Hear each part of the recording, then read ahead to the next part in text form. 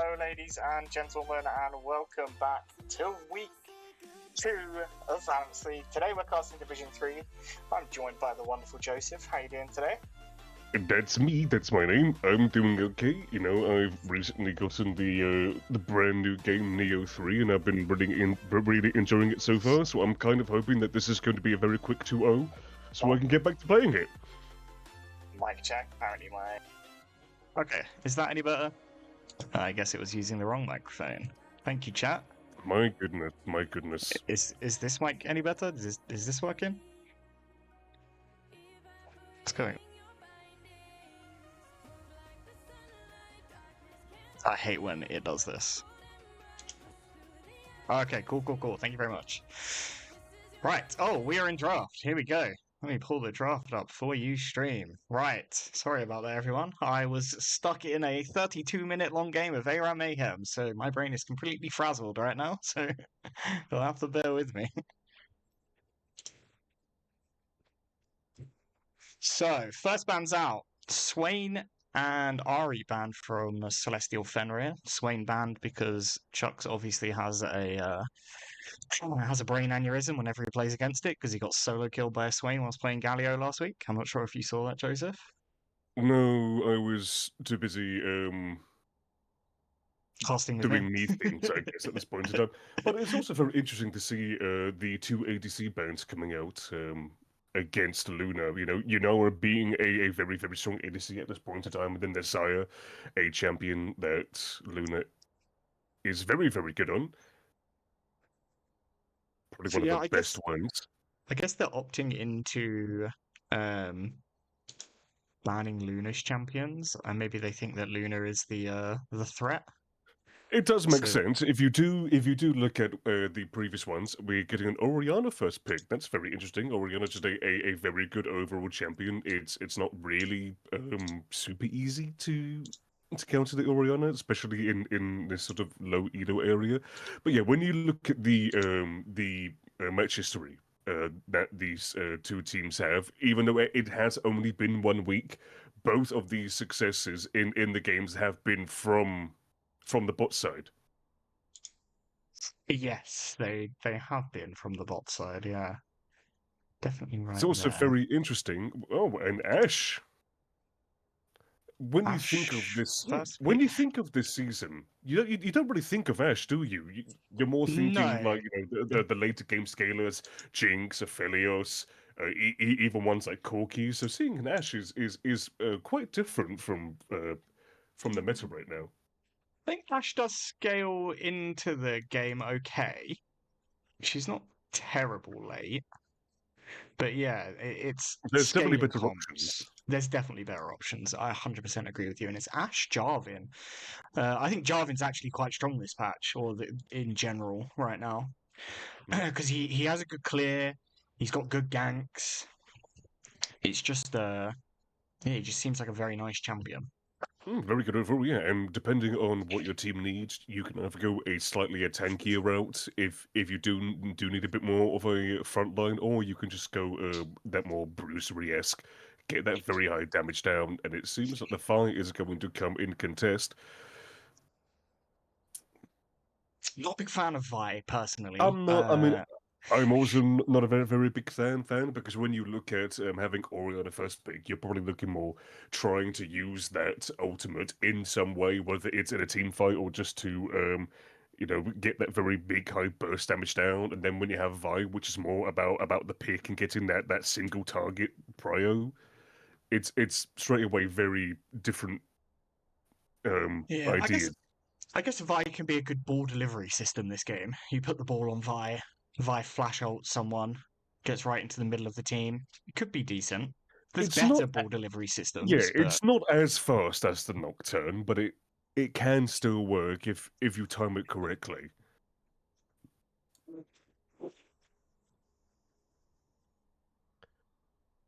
And then I'm also going to be having the other Celestial game on another screen as well, just so we can see how Atlas do. But this is Atlas, oh yeah, Atlas are playing today against Madmen, right? Madmen are yes, streaming that game. the team that I coach. Oh, they're literally the team you coach? Yes. Oh. Do you not draft for them then? Or did you just decide that spending the evening with me was a better way to spend your time? No, I'm not a drafter. That's not really where I have my expertise in. I'm going to be looking over the game like in the next couple of days and just show them exactly where they can improve and that sort of stuff. Just being that one person who doesn't have any bias towards anyone in that team. Because no matter how you play, even if it is a win, there's always areas where you can improve. Oh yeah, for sure. Phase 2 bans coming out. Seeing TK Lux from the side of Synergize Dawn and Melio Seraphine, both really good support pairings with the Ashe. Melio, Melio gives Ashe a bit of extra damage. I believe the Melio passive procs on all of Ashe's additional autos, like the bonus little things that come out when you queue. I believe I, d- Melio passive procs on that, and giving Ashe the extra range as well. She's not particularly short range, but range isn't the best. So with the Melio W on, it's quite nice. And then Seraphine, obviously Ashe autos once, and Seraphine's E only needs to hit one to get the stun. oh yeah. Or one to get the root and two to get the stun, instead of one for a slow and two for a root. But they do go for the Karma instead, which is still perfectly fine. It's still an enchanter that can cause a lot of pressure in the lane, along with the Ashe as well. And when you're facing a Caitlyn, chances are you're also going to be looking at some sort of support bully in that section as well. So this bot side has the very high chance of being very chaotic and very bloody as well. And that's what I'm really looking forward to. I know it's not the best pairing with Caitlyn, but I think a Blitzcrank actually goes kind of hard this game. I wouldn't mind it. You can very much still get that trap off, but it seems like it's gonna be the Janna. Mm, Not a fan of the Janna pick, me no personally. likely. Yeah, I don't think Janna's in a good spot right now. I think she Yeah, might be the weakest of all of the enchanters right now. that's an effect that when you have a Caitlyn, you really want to have a support that can help her deal that poke damage, really throw down against an enemy bot side, and the Jenna just doesn't do that as well as others. Like honestly, Hmm.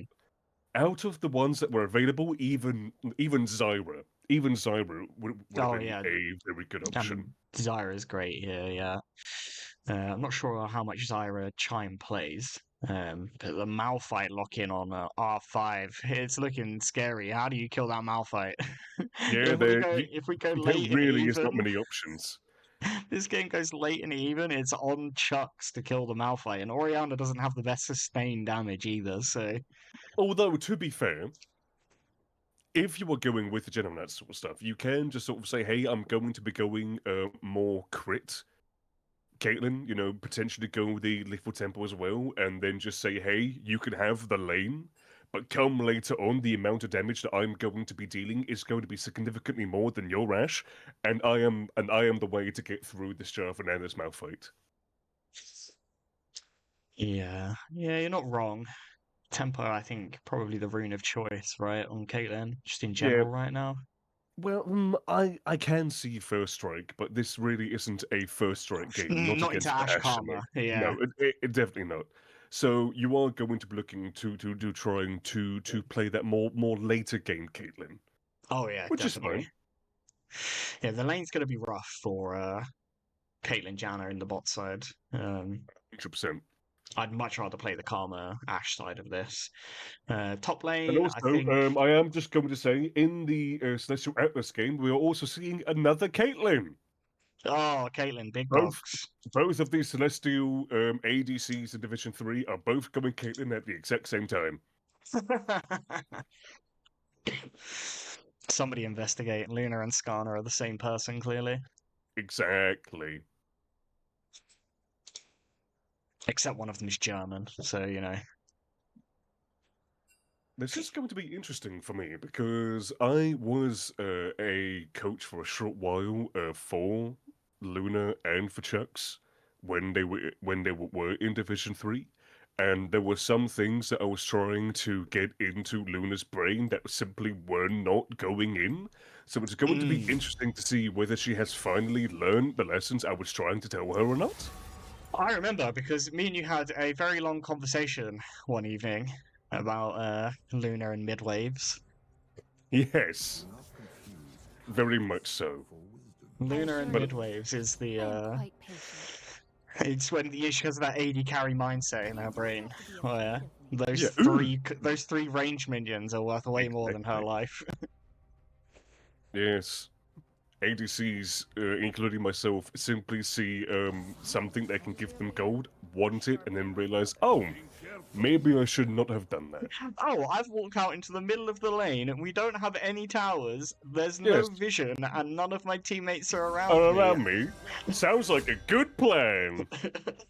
Guess I'm gonna step forward.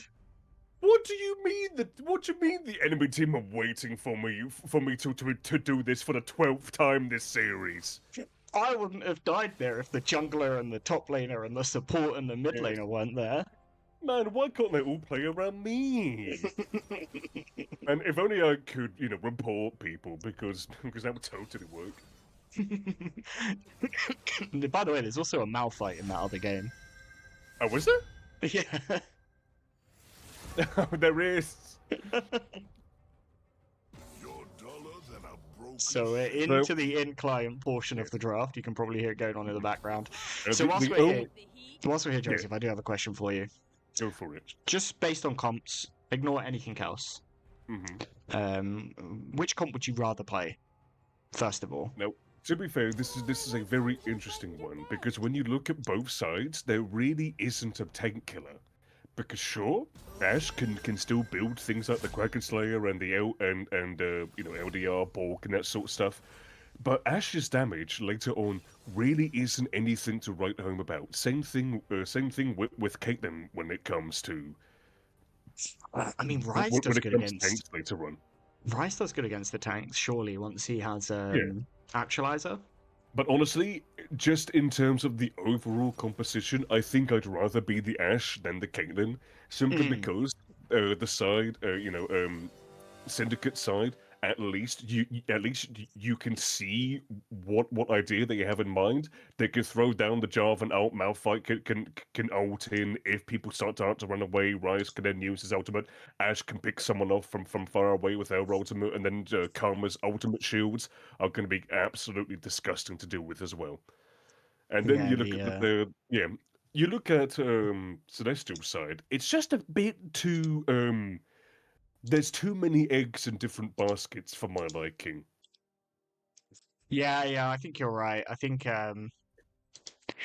maybe I think the draft's better if they have a different support, personally. If they have a different support, and maybe if the mid and jungle had a bit more synergy between them. Because sure, like you said, if the fight ults onto someone and then the Orianna can get her ball onto the Vi to ultimate, that's fine. But the thing with Vi is that she knocks anyone away that's in her path. So there's there's always the chance that little bit of movement that she forces onto the enemy takes them out of the ultimate. So we're just gonna have to wait and see. Now, of course, since I am here casting with you for Celestials, I would like this Celestial team to win. I would like the other Celestial team to lose. I can understand that as you are coaching the team that Atlas is playing against this evening. I would like it if they both would win, but that's just a bit. We can't always get what we want. No. I mean, we got 3 minutes of ads. I did not run ads. 3 minutes? Yeah, I did not run. What the fuck? 3 minutes? Yeah, what the fuck? Man, you're really trying to milk people dry of the ad revenue and stuff. Did my ad settings get changed?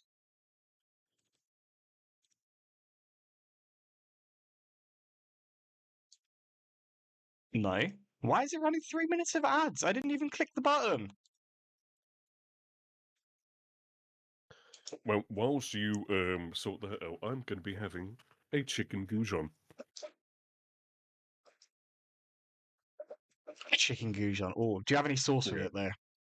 I mean mayonnaise. I love Oh, I mayonnaise. love mayo. I love Mm. mayo. Give me that full fat Heinz mayo. That's the Exactly. way. That is peak eats. That's what that is. I can't believe that Twitch just randomly gave Harold two 90-second ads back to back. Like, here's the thing, right? I can tell that Hmm. I didn't press the ad button because the ad button is still available for me to press. And because this channel's only an affiliate channel, I am only allowed to press it once every hour and a half to Right, run a I see. 1 minute ad. So I I have think no the issue idea. is, I don't think the issue is you. I think the issue is Harold. I just don't think It's Twitch likes Harold. it is always Harold's fault, It's personally. always Harold's fault. Yeah, no, you're right. All the homies hate Harold. Now, whilst we are waiting for the last 30 seconds or so, I'm just going to run through quick things now. So there's still Fenrir, the team that we are seeing right now are facing Synergize Dawn. Both of these teams did win in their first week, and they're facing each other. So whoever wins this is going to move up into first, most likely, if it is a clean 2-0. And also, Garlic Bread Mafia, the team that had a nice buy round, are facing Snowstorm Academy, who did lose their first games. So that would be their first time seeing them, seeing how they play and stuff. Moving into Group 1, which is where Celestial Atlas is. Both Celestials and Madmen have both also won their first game. So this is also once again going to see who is going to get into that first place spot as well. Madman Origins having a nice clean 2-0, Celestial Atlas having a little bit more of a struggle with a 2-1 series. Yeah, some banger games. I believe actually Snowstorm Academy, who you said are playing GBM, they played Celestial Fenrir last week, so Hmm. it'll be good to see in terms of how GBM do against Snowstorm in comparison to how Fenrir did against Snowstorm. Maybe we can get a bit of a look at how good GBM are, because GBM on paper do look like the team to beat this split. They do have some very strong players on that lineup. They always seem to be the team to beat, but it also helps when they have a Division 1 finalist in their team. And a Division 2 winner as well. Exactly. Oh my god. I mean, not to toot my own We- horn, but I won Division 3 with GBM, just saying. If I can do it, anyone can. I lost the finals to GBM in Div 4. Welcome to Summoner's Was that Rift. the GBM was- clean sweep? Yeah, that was the GBM Yeah. clean sweep season. I lost the finals to GBM in 5 games to King Towie on support as well. It was Towie. heartbreaking. I was so upset because- about that one. Now, we are in game, as everyone can see, and because And there's never mind, applause. never mind. I'm going back to my chicken. Nils has a PC problem. Hashtag jungle issues. Issues with their brains and their A computers. summoner has disconnected. And I mean, all junglers have issues with their brains. Yep. I should know. I am currently a jungler.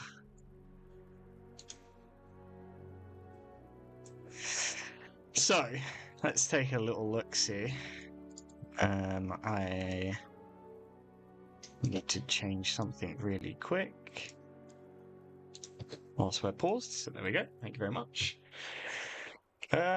Looks like the junglers are both starting on the top side, pathing towards bot. I guess want to stay away from the tanks. I can understand that. Honestly, though, if I'm Vi, I want to get a wall down and I want to match.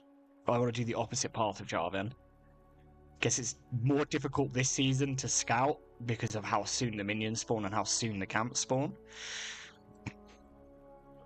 I actually think starting blue is faster on Vi, but I do tend to start red in every single game. This is this is more your area of expertise when it comes to the jungle and stuff. I will never touch jungle. I do not want to have an aneurysm every single game I play. I played a fantastic solo queue game earlier of Monday, where my top laner kept constantly pushing the wave, never placed the wall down, got ganked, and called jungle diff. Always how it works. Yeah, I solo taking the dragon, and he question mark pings me after he gets ganked whilst he's trying to dive a tower. No, I will Fuck. say, since we are in the pause, the other game of Celestials is currently ongoing. They are 2 minutes in at this point in time, at least with what the spectators can see.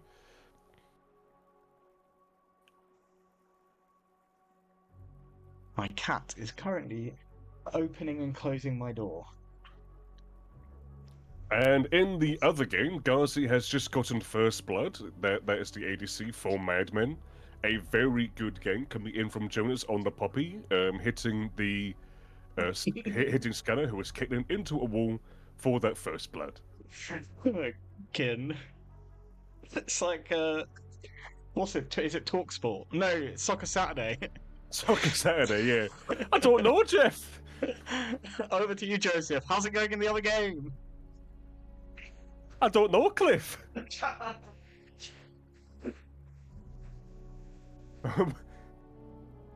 Man, that is a video of all time. That is.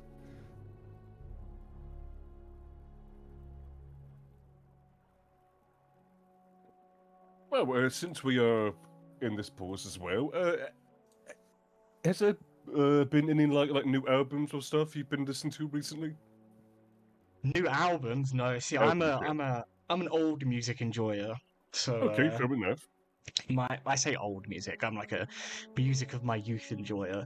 Oh, I see. So recently, I've rediscovered Scouting for Girls. Do you remember Scouting for Girls?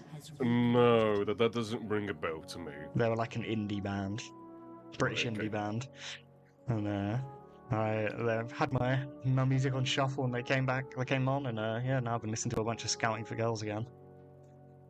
That's fair.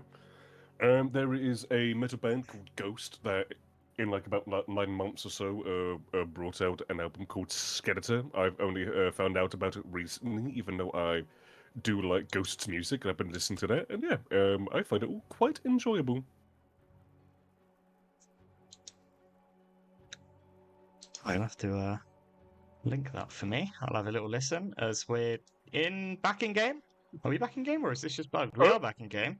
Yeah, it's the general And now spectator it's- pause, you know how it Well, the is. pause after the pause. Yeah, the pause. Pause after the pause. Is it? Right? Oh, there we go. There we go. So yeah, both junglers starting top, pathing towards the bot lane. Makes sense for Jarvan especially. To maybe gank mid on a transition, or just clear towards this bot side. The bot crab contest is going to be very important, obviously, because Jarvan has to go from his red buff out to his Krugs and then back down. The initial part of his clear is going to be slower, but his clear in general is faster than Vi, so he should be ready for it on time. So I wonder if Inari Speeds is going to skip a camp to make sure they're at the crab in time, which is what I would do on the Vi this game. I'd Yeah, skip it the does seem- Krugs and go straight to the crab. It does seem like both junglers are more or less on the same sort of timing. Then again, I don't know the differences between the two. You will know that for a fact. Okay, a Ollie is fascinating, completely trolling his clear because he was standing here whilst clearing yeah. instead of dragging it down here, so Ollie's just going to be behind. A fascinating fact about the teams is that Luna and Kenny, both of the ADCs, at some point in time, were actually on the same team. I believe it was on. I don't know if it was Celestials at this point in time, or if it was on Frostbite or something. But they were on the same team, and it was a very disastrous split. for that team. It was a disastrous split. I can't remember what org yeah. it was on. I think it was on Frostbite. I don't know for a fact. In fact, I can potentially check. Give me a second. I think it was the Frostbite. split that. I think it was the split where they got knocked out in playoffs because somebody went AFK for too long between games, and they had to really? lose a game in playoffs. Oh, that's unfortunate.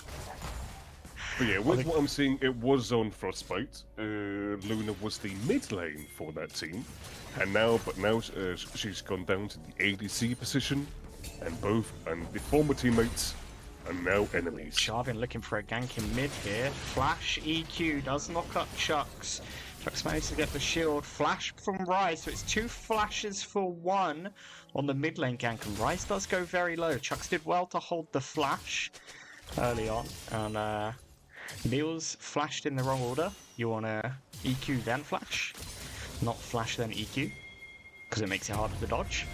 But he is going to get both crabs, so because of Ollie's not optimal clearing, not dragging the camps away, he's going to lose quite a lot as we see support combat in the mid lane. Yes, it is fascinating how even just like the smallest missteps in the jungle can make you fall so far behind. Yeah, getting double crabbed. I mean, it doesn't hurt you individually as a jungler, but it does mean that the enemy jungler is going to be 6 much sooner than you are. Crabs give a lot of gold, they give a lot of XP, so Ollie is going to be down in camps, and Jarvan should, in theory, be level 6 for the first dragon if he can do the rest of the clear properly. Charm does also get some deep vision within that bottom jungle as well. Just in between the Grump and the blue buff as well. So when Jarvan goes down there, they will know for a fact where he is, and when they see him, the bot side of Celestials should be playing a little more safer when that does happen. But people, especially in tournament games, tend to have a lack of object permanence. Well, that is very true. Jarvan looked like he was pathing towards a gank, and somehow Ollie is a camp ahead right now on this second clear, which is very strange to me. I believe it is simply due to the time that Jarvan did taking both of the crabs. That is time that Ollie did not need to do. Sion ult top lane. Director cam didn't let us see it, but Malphite did flash, so some advantage in the top side for Wizard here.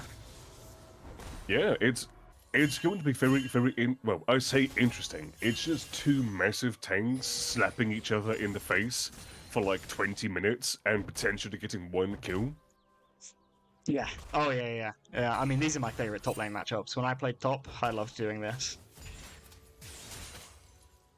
Jarvan looking for the lane gank. He's going to be on vision walking into this brush. The root's going to come down from Ozzy. It's a nice double knock-up from Chime. EQ misses. Chime flashes away from it. Ollie is here. Yunara Speeds gets the knockback kill. Comes out from Ozzy. It just looks like it's going to be a flash blown from Chime Bright and the heal blown from Ozzy. Nice counter gank. And now we're going to posture for this dragon as well. There is a TP advantage on the top side. Yunara Speed's caught. The Ash Arrow lands. The Realm Warp's coming through as well. And Yunara Speed... Oh, he flashes so the Orianna doesn't get the ult and gives up first blood. Even if the Orianna ult does hit there, it doesn't change anything in my opinion. No, very overzealous walking into that jungle there. As the Malphite ult comes out onto the Wizard, it's a lot of damage down. Wizard has to flash. Malphite takes a couple of tower shots. But he does still have TP. So he can just collect this wave and base quite safely.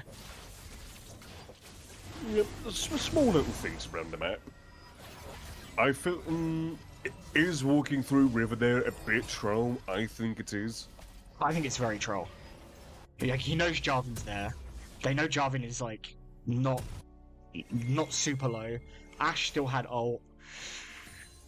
I think walking into River there is just yeah, or just pinged 6, but was close to pinging 6, and should know that Ash is close to pinging 6 because bot lane should be telling him how close they are to 6 as the gank is happening.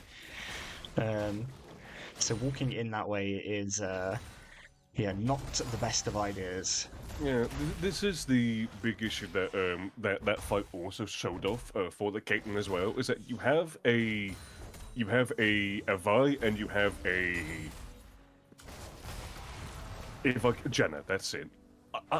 Whenever I'm casting, it's so hard for me to remember some champions' names. But you have a Vi, you have a Jenna. It's very, very tough for you to be able to get a good trap down. Yes. Simply due to Jenna can only CC if she gets the that Psyonok good. comes out, does land on the Malphite, gets him knocked airborne. There isn't a lot of CC left. Ollie does have the ult. The ult's popped. It's a bit staggered and a nice knockback. Ollie does take a kill. So a kill traded back on the top side. Jarvan is up here. May find Yunara's beads if Ollie's not careful. He does look for it. The EQ ult lands. The shield comes out. And I think this is going to be a kill traded back over for the side of Synergize Dawn. And not much that the side of Celestial will be able to do about it. But Chimebright and Chucks have answered very quickly. Nils does get the EQ out though. Yeah, once again, moving in a position where you can get yourself caught out, and that's exactly what happens. Also, using the Q to hit the Jarvan and not attempting to escape. Yeah. A bit questionable. Yeah, some less than great decisions coming from Yunara's beads. I'm just gonna call him Ollie because Yeah. that's what I know him as. Some less than good decisions coming out from him. It's yeah, not been a great game for him so far. But this is still only just the start. You can see that the goal difference between both of these teams is pretty much negligible at this point in time. You also, you are starting to see just what damage the Caitlyn can bring out. You also see that Luna does have that cleanse, most likely for that Ashe ultimate, because really, what else are you going to be cleansing? Not much, really. Ashe spots the side of Fenrir on the grubbies, but Jarvan is on the bot side, so it's going to be a free grubbies take, which is going to be quite nice for the Scion late game. But the side of Synergize Dawn are looking for the dive here on Luna. Can Luna sniff this? I think it's a bit too late. Yep, she's staying exactly where she is. Flashes the EQ, but it's a lot of damage coming down. Ryze is going to pick up the kill. And yeah, I think with the rest of her team on the top side, if Janna's going to roam for those grubbies, you have to accept that you're going to drop some CS and platings in the bot side. You can't overstay there, especially when the mid laner disappears. Yep, and also when you see your mid laner moving up to help with the grubs as well, you are pretty much sectioned off from your team on the complete opposite side of the map. When you see that the enemy have their support down with them, you have to assume that, like, you're already in a numbers disadvantage, 1v2. However, you need to assume that more people are going to be coming down as well. And even then, if you were in that position, you're going to die anyway. There's no point in using any of your summer spells, because now you're down a flash, you're down a cleanse, and you still died. Yeah, exactly. I mean, it's one of those ones where you just have to, if you want to stay for the try and catch the wave, fair enough, sure, but accept the death. Don't use your summoners. You're not going to outplay that one. Not with the Karma shielding, heal being up. You know, Jarvan can ult on top of you and EQ out. There's flashes up as well for them to escape from under the tower. So yeah, you're not going to outplay that one 1v4. Definitely not. It doesn't matter if you're the best player in the world. At that point in time, you're still not getting out alive. Oh yeah, Uzi dies to that. Fair, yeah, Uzi dies to that dive. Yeah, although Uzi would not be there in the first place. No, true, but Uzi isn't outplaying that 1v4. No, absolutely not. Bit of posturing around here. Gold lead slightly being more in favour of... I've already forgotten their name. Syndicate? Synergize Dawn. That's it. I'm gonna just call them Dawn. That makes more sense. Second dragon is spawning. It's the Infernal Dragon. Some posturing here on the mid side. AD Carry's not able to join yet. There is teleports on both top laners as Wizard takes his base a bit before the Malphite. Is he going to look for a TP? He does. He TP's down to the ward in the Pixel Brush, and that forces away Synergize Dawn. That should be enough just to secure the dragon as Wizard steps forward to slam the hammer down. Maybe a bit too far forward here. No, he should be fine. He is a Scion. But Malphite's going to get the push on the top lane, going to get more stacks onto his quest as a plate taken mid from Rise. Wizard's going to look for the ult and just going to run top. Yeah, makes sense. If you have used your TP to get down, you might as well use your other method of getting through bigger areas. The ult does come down, however, it's just not enough to get that damage. I will say... Chime flashes, W slow, gets the knock up onto the Ashe. It's a lot of damage coming down. The TP for the Malphite, I believe, is coming as well, as Ollie goes very deep here. Malphite straight on the trap though, that's one of the problems of playing into the Caitlyn, and Ollie is so deep and just going to be sacrificed by the side of Celestial Fenrir. Yeah, TP to save the bot lane play, and this is part of the problem with having a Janna support. She flashes forward, uses W and Q, and then what do you do? Exactly. Not to mention, you just do not have the damage at this point in time, because not only does Caitlyn not have her first item, you also have to deal with the shields that come with the karma as well. Like, it's so much to get past, and it gives so much time for that Malphite to come down. You just like it's a lost play because of it. Yeah, and it's a big CS gap in the jungle right now. 30 CS lead over to the Jarvan. Rest of the CS is pretty even. Wizard does have an almost 30 CS lead himself because of the Malphite TPing down and, not being able to just run back top with the ultimate. So there's a slight advantage there. But the side of Synergize Dawn are playing this game well. It is still only a 1k gold lead, so, the game's not completely gone right now. But some cracks in the armor are showing. There are definitely some chinks, but it's still not enough to get past. Oh, Ollie is run so far forward. No. Why is he queued over the wall there? He's gonna get caught. How did he get? Huh? How did he get out? How did that not hit him? Oh, Rise has found him there, and Yunara speeds. Ollie somehow manages to survive despite absolutely inting the game by queuing over that wall. I don't even know what to say. I mean, because of the misplay, the Herald is going to go down to the side of Dawn. Very late smite from the Jarvan. A very, very late smite. However, Ollie at least manages to get out with his life. But you can see all of that vision coming down on that topside jungle as well. It's so much. And Ollie is not going to be able to get all of it. There is still going to be that one ward left, and that is going to be a pretty vital ward, all things considered. A nice flash coming out from Gremlin, but should have known that the Vi was there on the top side as well. I'm so mad. Why did he flash? He had ult up. Maybe just hold. Why did he? I don't know. The ult cooldown is so much lower. I'm having a brain aneurysm, Joseph. Welcome to Division 3, people. What is going on? I will say, in this time, Celestials have managed to slowly creep their way into getting a little bit of a gold lead. Once again, when you get into the like hundreds and even like low 1,000 or so, it's not going to be enough to be completely game winning. But it at least shows just how close these two teams are at this point in time. But I will say that the side of Dawn do still have that Rift Herald to be put down anywhere they want, most likely saving it for the next dragon that is coming up in 40 seconds. Wizard may... I think Wizard should keep pushing here, personally. As the dragon is coming up and he does have TP, and Jarvan was on this side, could maybe have forced the team to come and answer him, but we are 30 seconds away from the dragon, so Oh, is the Rise caught here? The Q comes over, does get the airball knock-up. The ball lands, it's very good. He's going to try and get away from it. Ollie buffers it really well with the ultimate, though. Nice from Ollie. As there's a 2v3 happening on the bot side and a 2v3 happening mid lane as well. Karma gets ulted, the Ashari goes wide, and the burst is insane from the side of Sion and Caitlyn.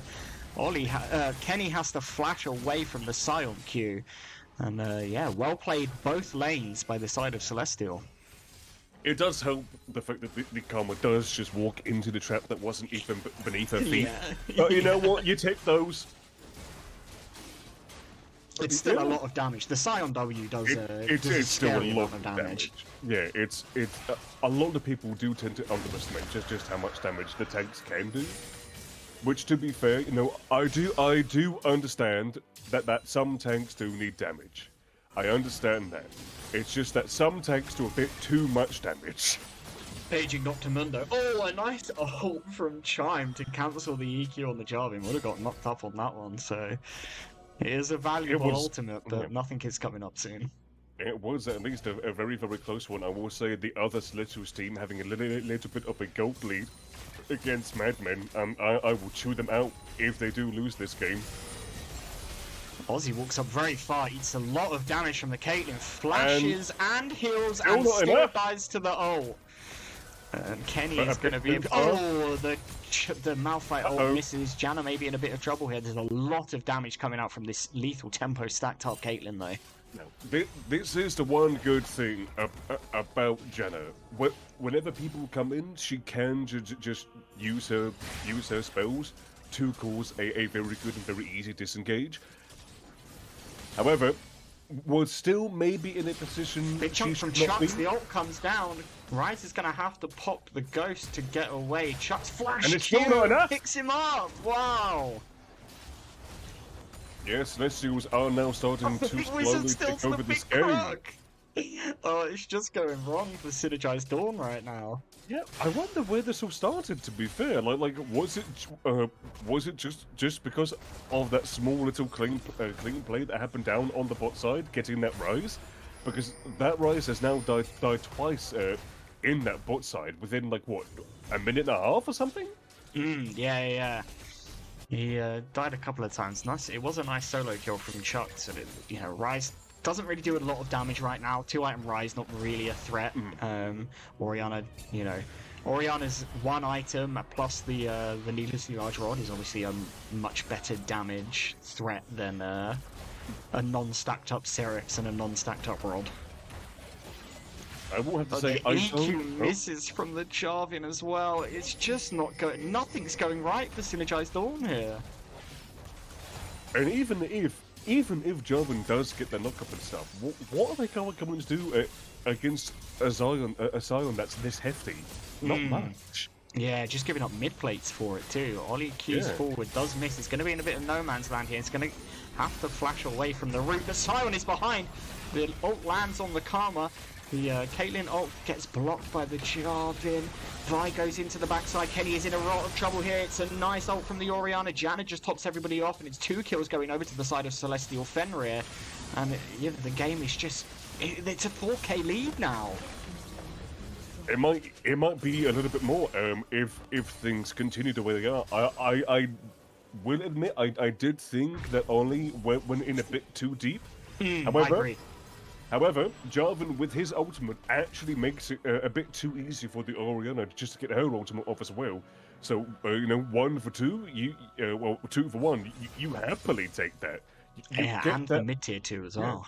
Exactly. You get that mid-tier 2, you get even more pressure down on the map. You have all of those wards in that topside jungle as well.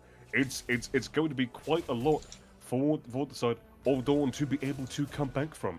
However, they should still be, it's still not game over just yet for Synergized, but they are starting to slowly leak at this point in time. Yeah. But the hole is not completely breached. It's getting there. It is getting there.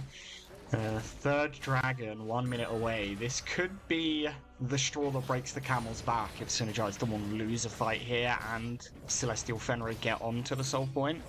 So they do need to be very careful how they approach this. Ryze also now has Rod finished, has Seraph's finished, and hopefully is on the way to Actualizer. I don't know what the build path is, so I couldn't tell you. I wouldn't know either. Speaking of build paths, I do not like the Yunto's arrows, or whatever it's called, on Ashe in this game. Yunto arrows. It does not make sense. You are the one champion that has to get through this Scion stuff. I honestly feel like going quick in the LDR and that sort of stuff is more important. On the LDR with no armor stacking, by the way, as Gremlin has TP down to start to pressure on this. Although to be fair, Chime might be caught here. Oh. Kenny gets a lot of damage down, a double knock up there, or turn from Celestial Fenrir. It's a lot of damage down onto the Jarvan. Wizard just tanking this front line, and they just don't do anything to him. He just eats everything. Look at the Ori ball. Oh, as the Ryze steps on a trap. Kenny is free firing, but look at the damage. Oh, the flash forward with the ball is so good. Ollie then gets the ult onto the back line, and Malphite's left in the front. Kenny's free hitting the entire time, but it just doesn't matter. It's just not enough damage, and you're right. The Yuntao's Lord Doms is just not the build. He's not doing any damage to the Scion. It's just as I said. Come later on in the game, Ashe's damage is extremely insignificant compared to other champions. If you're going Ashe, you are going a champion that can deal that damage in her stead. But you look at the draft of Synergized. Who's doing that damage? No one. Yeah, you have to wait for Ryze 3 items, and even if you wait for Ryze 3 items, there's a Kane at Rooken on the Scion. He's still going to eat everything that Ryze throws at him. Yeah, exactly. It's just, look at the later on this game goes, the more advantage Celestials do get. It does help that they now have a near 6,000 gold lead at this point in time. More like 5.5 around that area. But even then, it is still insane that things have gone this way. With how rough things seem to be for Celestials. With how out of position Ollie was at times, nearly dying 3-4 times. Just because he did not take the safe path at times. But hey, he should definitely have at least one more death. Exactly. How he escaped that one in Topside River is beyond me. They have managed to at least keep themselves composed and, keep themselves disciplined since that point. And they are now reaping the benefits because of it. Like, who is getting through this Scion at this point in time? You saw in the last fight, the Ashe was throwing down her arrows against Scion. She was healing him. Yeah, unending despair, just keeping him topped off the whole time because of how little damage the Ashe was doing. And she's buying 2 daggers now as well, so maybe Blade, but I don't think that's good either. I don't know. I do find it funny that Chime just walks right past the Malphite, being like, "You are insignificant to me. you will let me pass." And then Grim's like, "Okay." Chime is like, "This Malphite is irrelevant. Who cares?" You have a Sunfire cape. Oh no. Oh no. Anyway, there is a lot of pressure coming down on this mid side. I would not be surprised if the team of Celestials do pivot back to try and get this Baron. But is it a bit too much too early? Because even though they do have the gold advantage and stuff, Baron has gone back to taking away your defenses and that sort of stuff. But they might also potentially just be looking to try and get a pick, and you can see that wall of traps as well, which is completely stopping anyone from getting past, unless unless the enemy can get through to over the wall. But the only one that can do that really is the Malphite and the Jarvan. Yeah. But you see, Jarvan's Wizard going to look for the EQ. Yeah. It's going to have to be a 50-50. He steals it with the smite! Chime gets caught on the bot side as well. Synergize Thorn are doing really well. Karma dies to Scion. It's a lot of damage from Scion and Yunara's beads, but Luna and Chucks are left to deal with the 3-man on this bot side. They kill the Malphite. Luna with the lethal tempo stack walks forward, but can he chase back on the damage? But here comes the rest of the team. The Jarvan ult picks up Luna on the back. And Ollie knocks the Rise out of his own ultimate again. He does manage to pick him up, so it's a one trade in the end for Celestial Fenrir, but the Baron is stolen away, and Fenrir are 50-50, and for no reason. They do get a nice fight out of the end of it, but no Baron. It is a bunch of XP going over to the side of Synergize Dawn for those kills.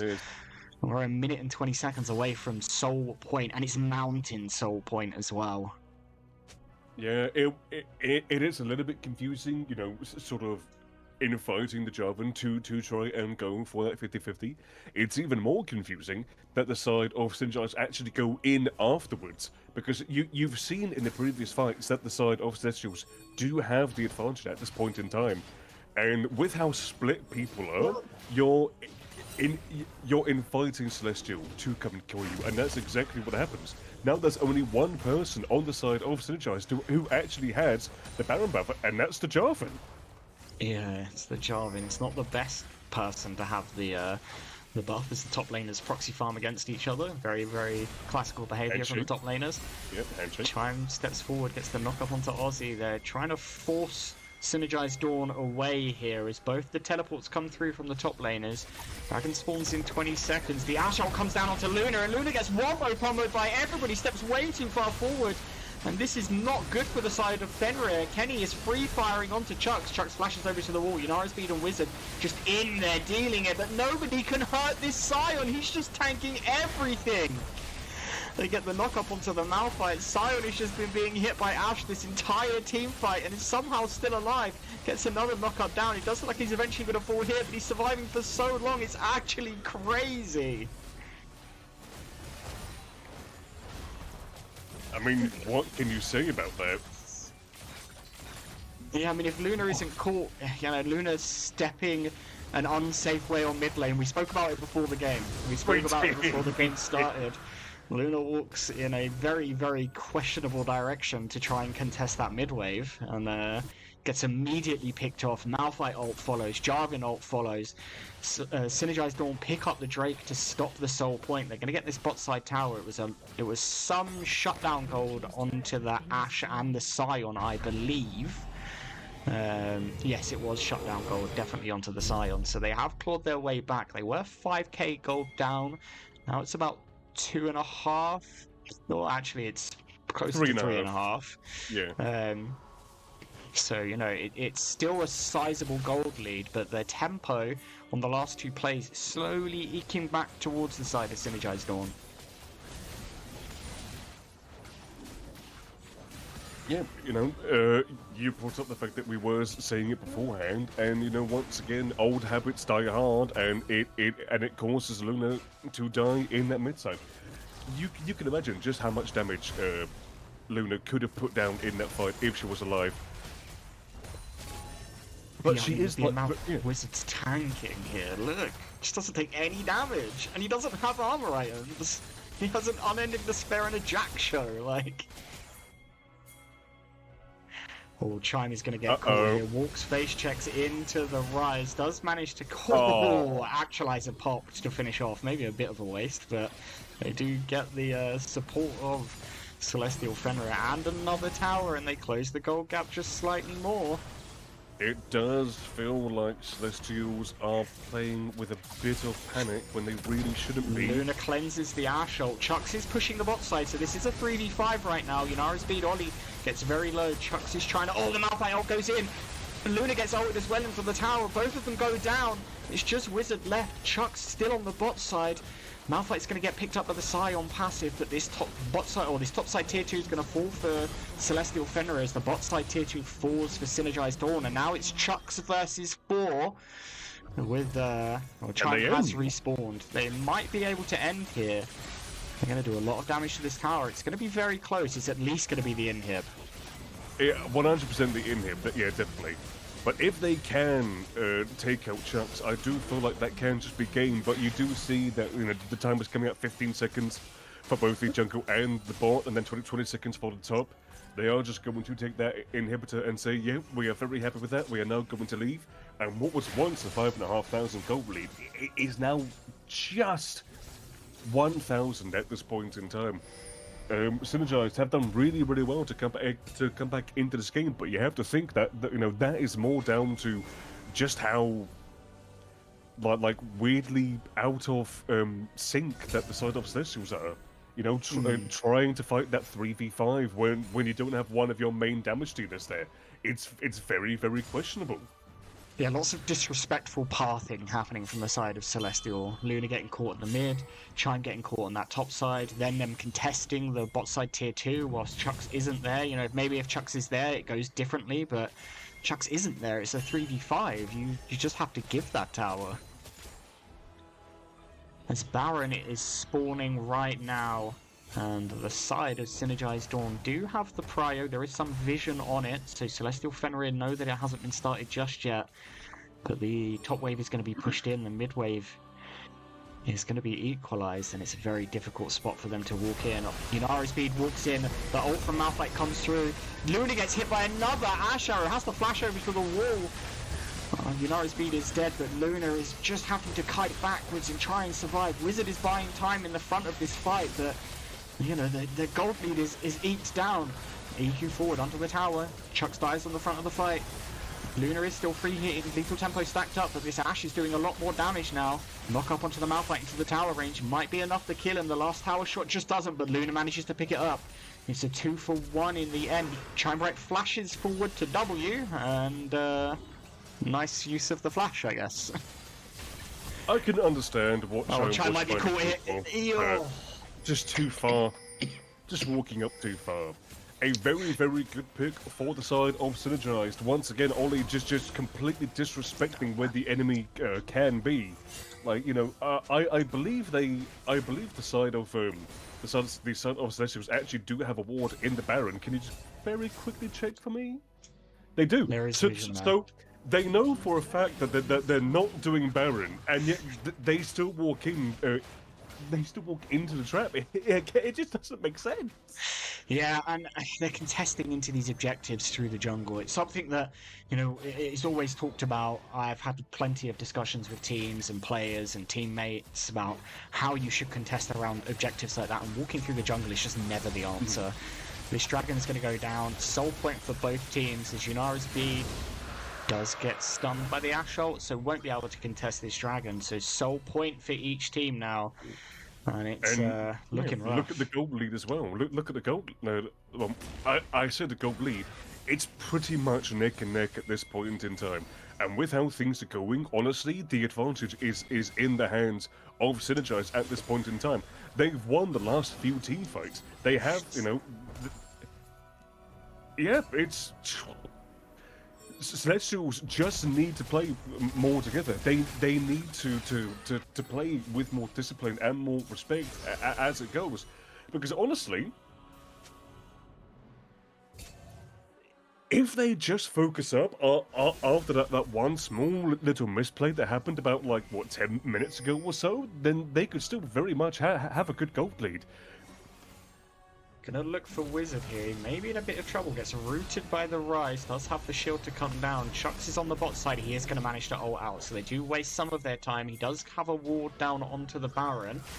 And Synergized Dawn are going to start it up. And here we go. How are Celestial Fenrir going to contest this? Are they going to walk through? They're going to walk through. That TP is very, very late. That TP is very late. It's very late. The Baron's going to go down. They're not there anywhere near on time. They're going to get a double knock-up and try and contest the fight afterwards. But Yunari Speed has to flash. It's a great ult from the Orianna. Luna's free hitting, but so is Kenny onto Wizard. But the damage from the Caitlyn is so much better now. Lethal tempo stack. Triple kill over to Luna. Going to get the ult. Oh, almost a quadra kill. Chucks flashes forward. Luna uses the E to try and get some more space. Not going to be able to find anything else as Rise walks away. But TP to the bot side. Rise actualizer pop. Finds Yunari Speed. Does kill him. Try maybe in a lot of trouble now, dying to the Baron up caster minion, and has to run back to Luna for safety.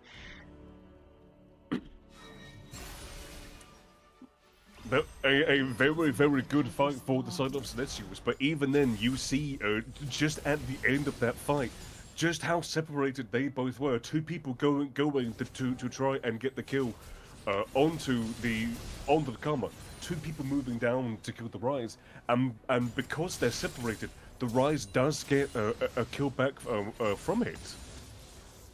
Yeah, Rise, Rise with the Actualizer does so much damage. Death Cap picked up as well now, so once that Actualizer is popped, the damage is absolutely crazy. Looks like Yunara's Beads is going to be going for the GA next item, so may be able to buy a little bit more time.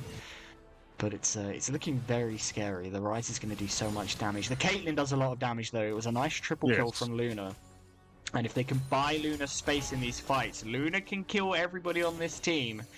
But it's about... Luna, yep, Luna does have 100% crit at this point in time as well. Most likely going to go for that Guardian Angel for the final item. We do see the arrow coming down. Manages to land onto the Janna. Janna gets knocked up, blows the heal, but it's not enough to save her.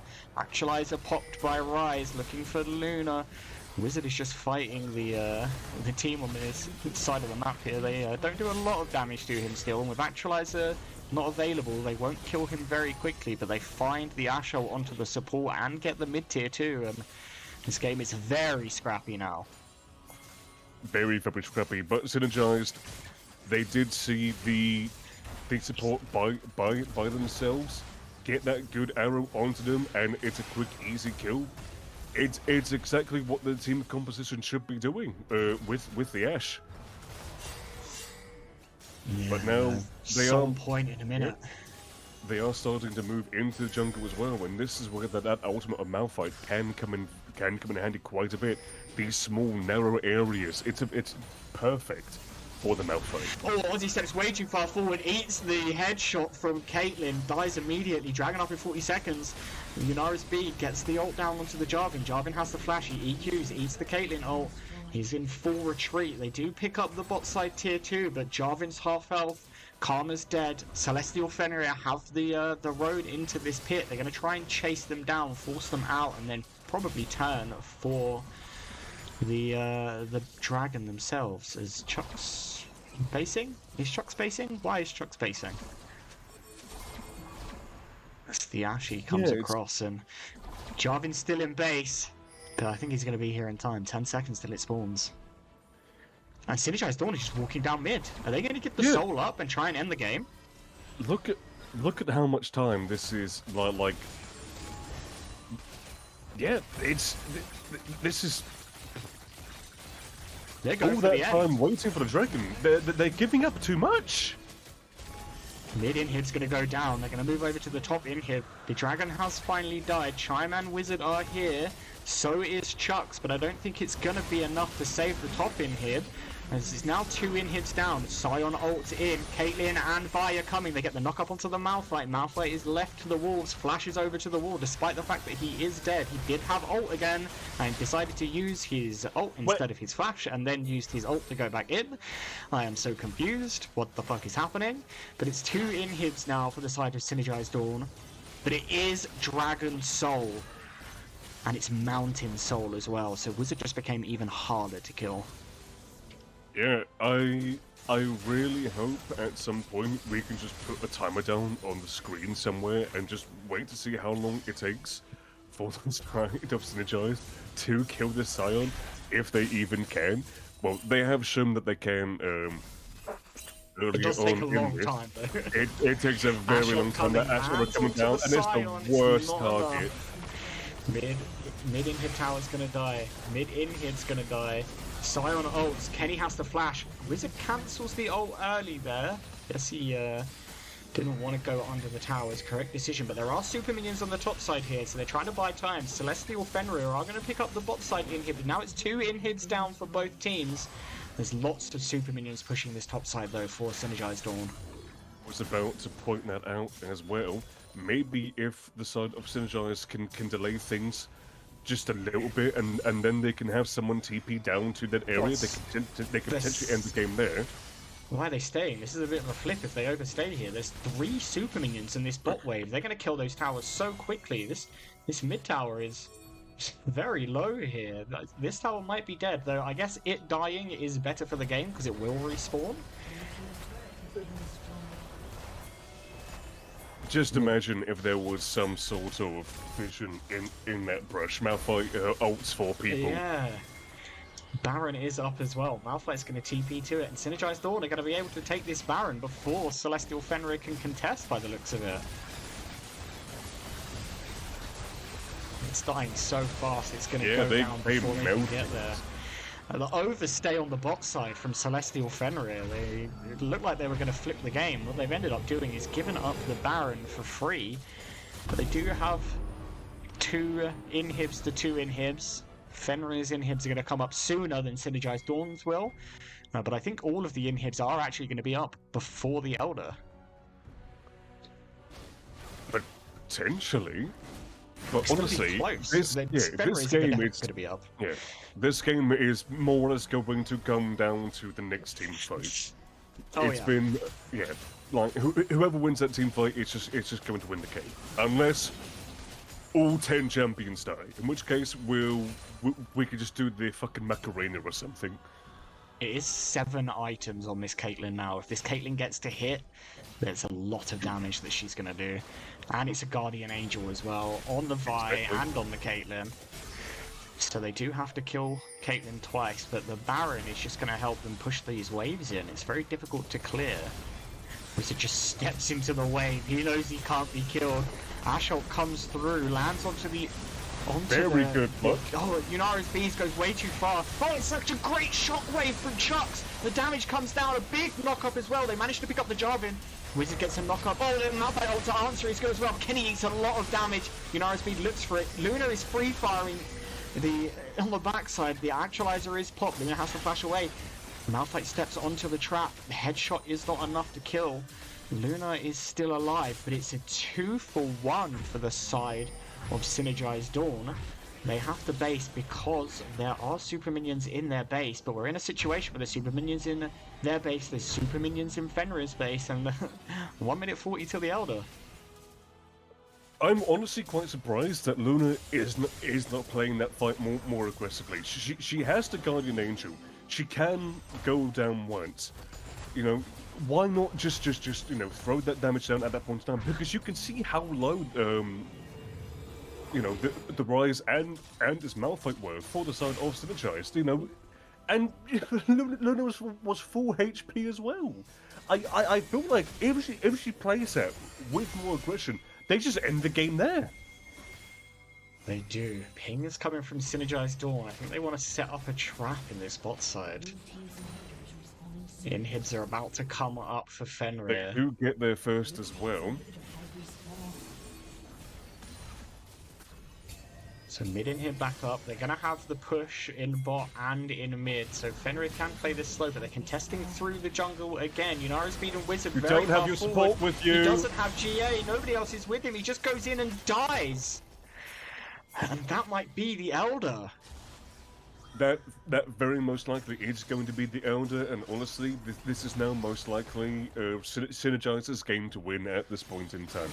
Unless the side of Celestials can pull off an absolute miracle to get this down. But it does seem like the side of Synergize are most likely just wanting to end this game right here. Wizard gets knocked up, he's taking a lot of damage now. Ozzy flashes forward to block the ult, so Wizard's stuck in no man's land. Luna gets hit by the ult. Oh, Luna base! Chucks is the one that gets hit by the ult. There's nobody here now, the game's gone.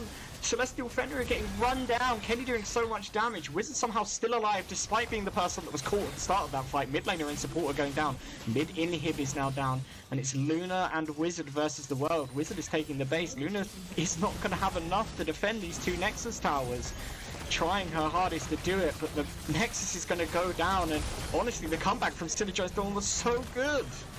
It was very, very good, but throughout this game, it was just the story of Celestials just completely overstepping their boundaries, completely showing a lack of respect to their opponents, and just like going in when one person going in and then when one person basing.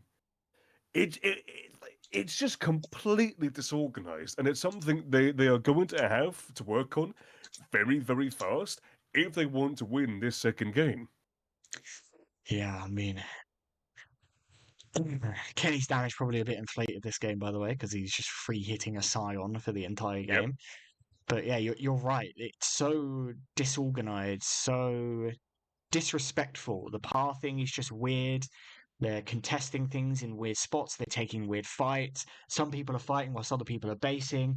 TPs are late to the objectives. It just looks so disorganized from Fenrir.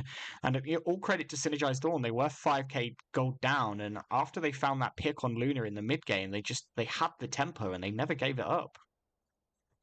Yeah, I will say, very, very well played to the side of Synergize. They were given a bone and completely ran with it. Yeah, that they were. So we are going to take a quick break. Get ready for game 2. We will see you very soon. Thank you for watching. We will be right back.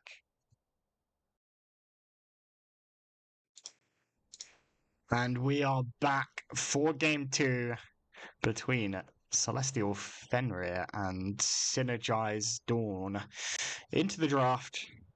And a very explosive game 1. Let's see how this game 2 goes.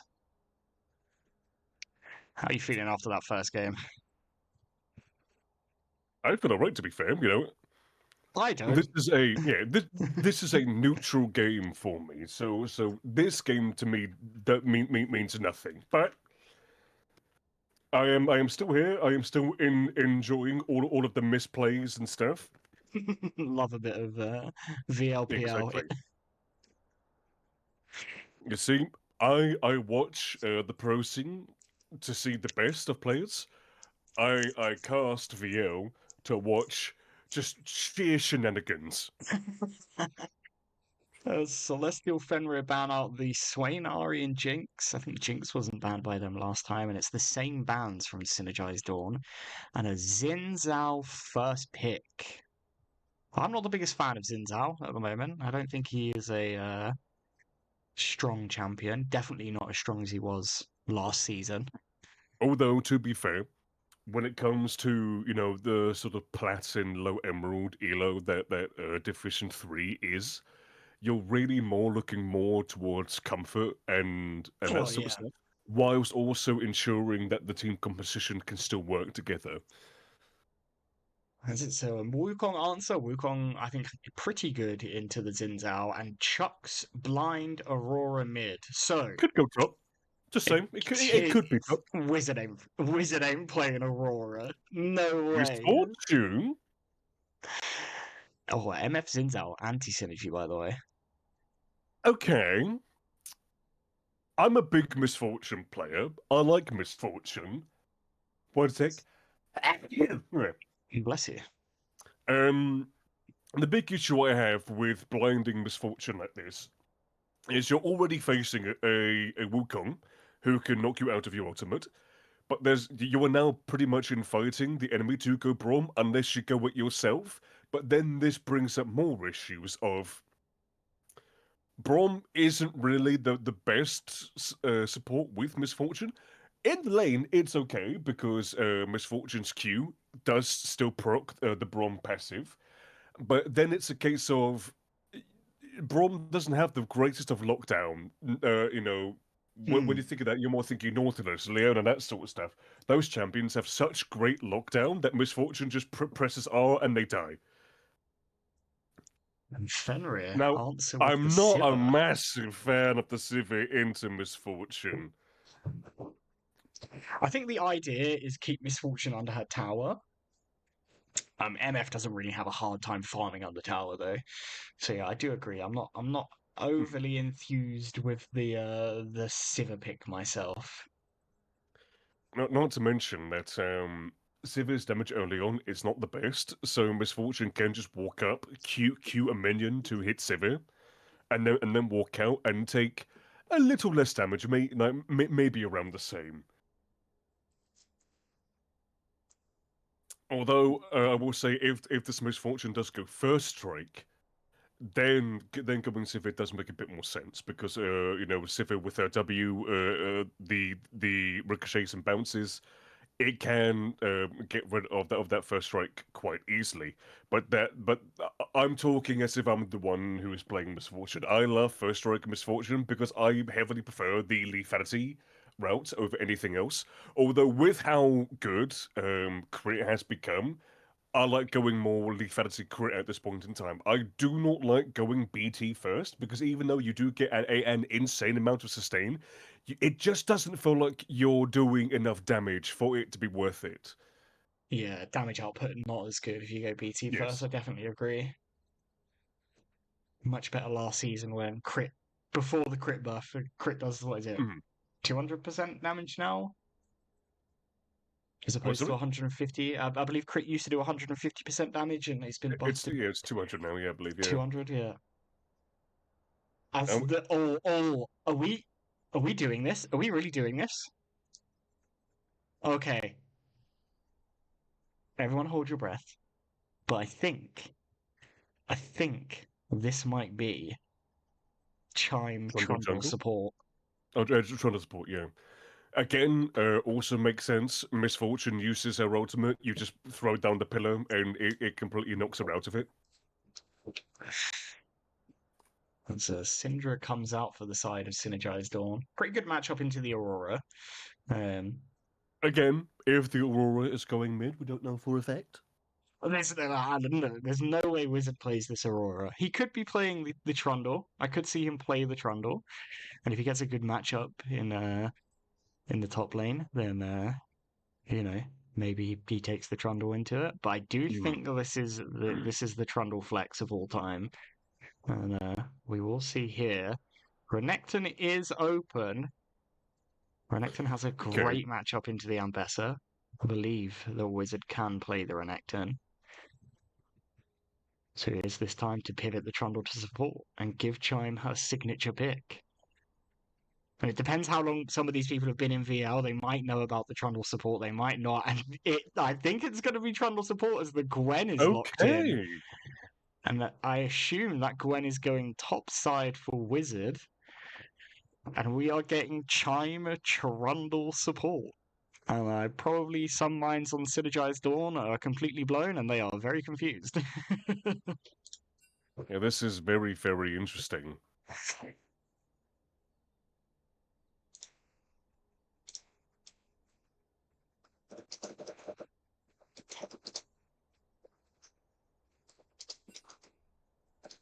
Hmm.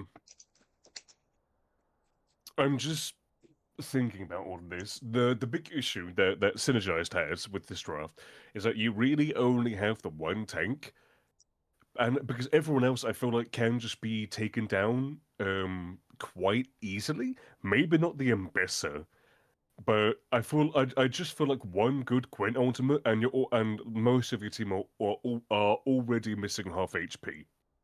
Yeah, I mean, if this game goes late, there isn't really anybody that can deal with the Gwen.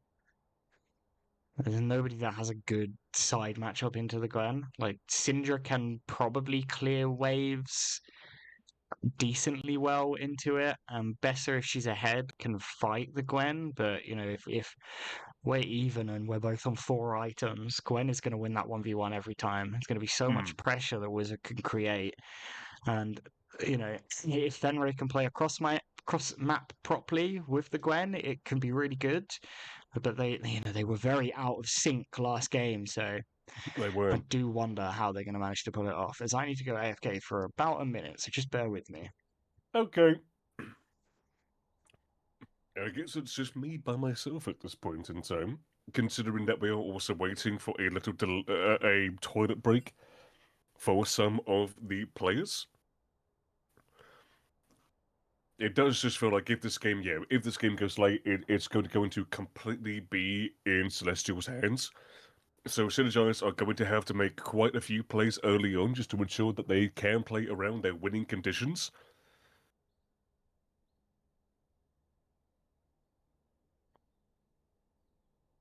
Enough now. How are they supposed to do a team fight? Because it just seems like it's going to be a bit all over the place. The Ambessa going in potentially on the back line, the Sin Cell ulting with the front line just so he can't really be damaged that much. Yeah, this is going to be a very, very interesting game. Not to mention the Sivir with their spell shield as well. should be able to completely neutralize some of that engage from the Embesser.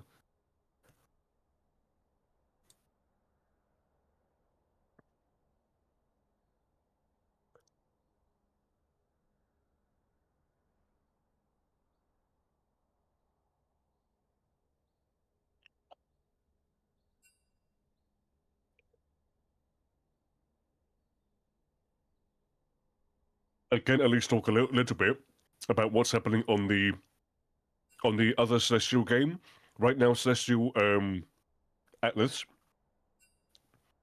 are one game up, but in this second game, Madmen do have about a 6,000 gold lead with the ADC Smolder nearly being at that second evolution point for the Q, nearly at 125, at 107 right now at this point in time.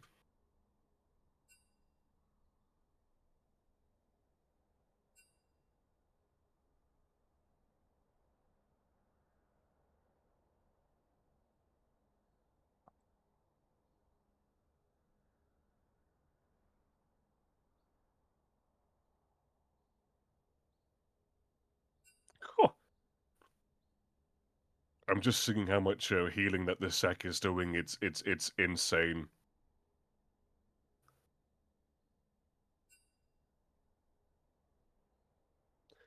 It does seem like the Zach just completely dominating the Tristana Skarner who is on that Tristana.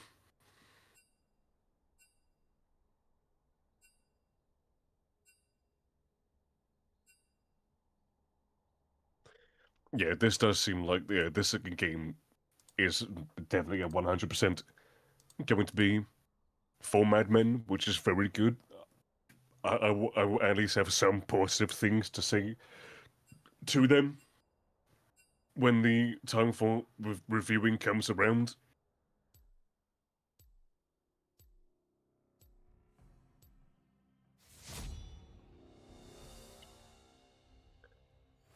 But the teams right now are currently in the actual in-client draft at this point in time. Everyone back from their toilet break, aside from my aside from my play-by-play. Still just me. Sort of feels like I'm talking to the voices in my head at this point. But we should be in game within the next 4 minutes or so. We had to get through this draft, and then we can go straight into the game, where we can discuss everything that needs to happen for the side of Synergize for them to actually be able to win this game. Because like I said earlier, it does just seem like Synergize need to do a lot early, just so they can be in a position to win. Because the later this game goes on, the better it is for Celestials. With that Gwen, with that Sivir, with that Aurora, they should be able to completely sweep the game after the 35-minute mark or so, potentially even earlier, if they can keep things nice and steady.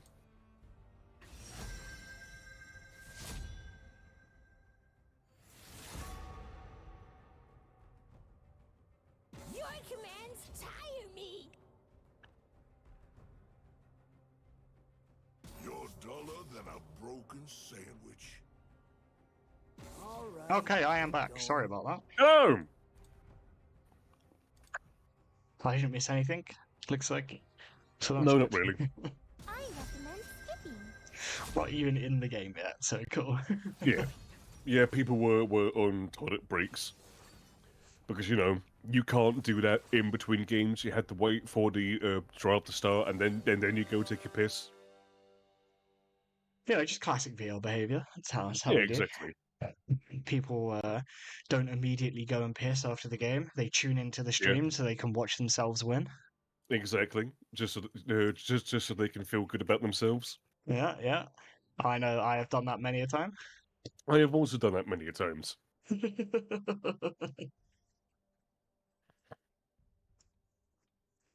At the end of the day, we all just want to feel good. Ink. Yeah, exactly.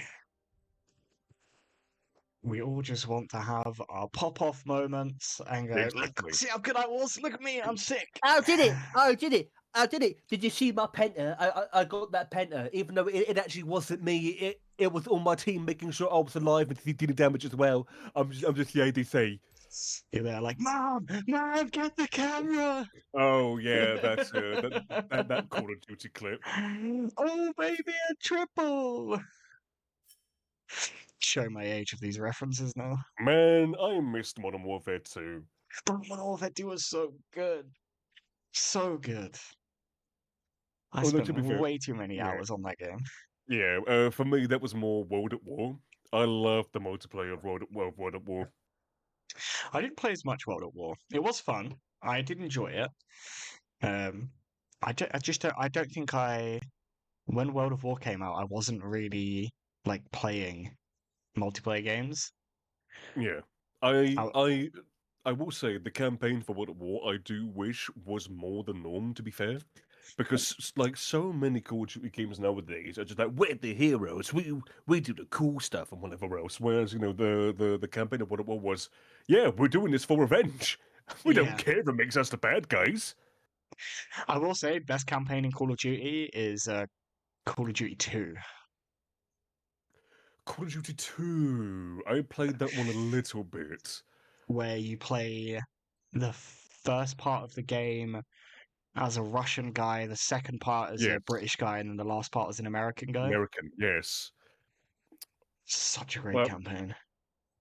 I think most people would agree that the golden age of Call of Duty was the original Modern Warfare, World Yep, at Call of War, Duty 4, World at War, Modern Warfare Modern Warfare 2, 2, and Black then Black Ops. Ops. Yeah. That was the peak.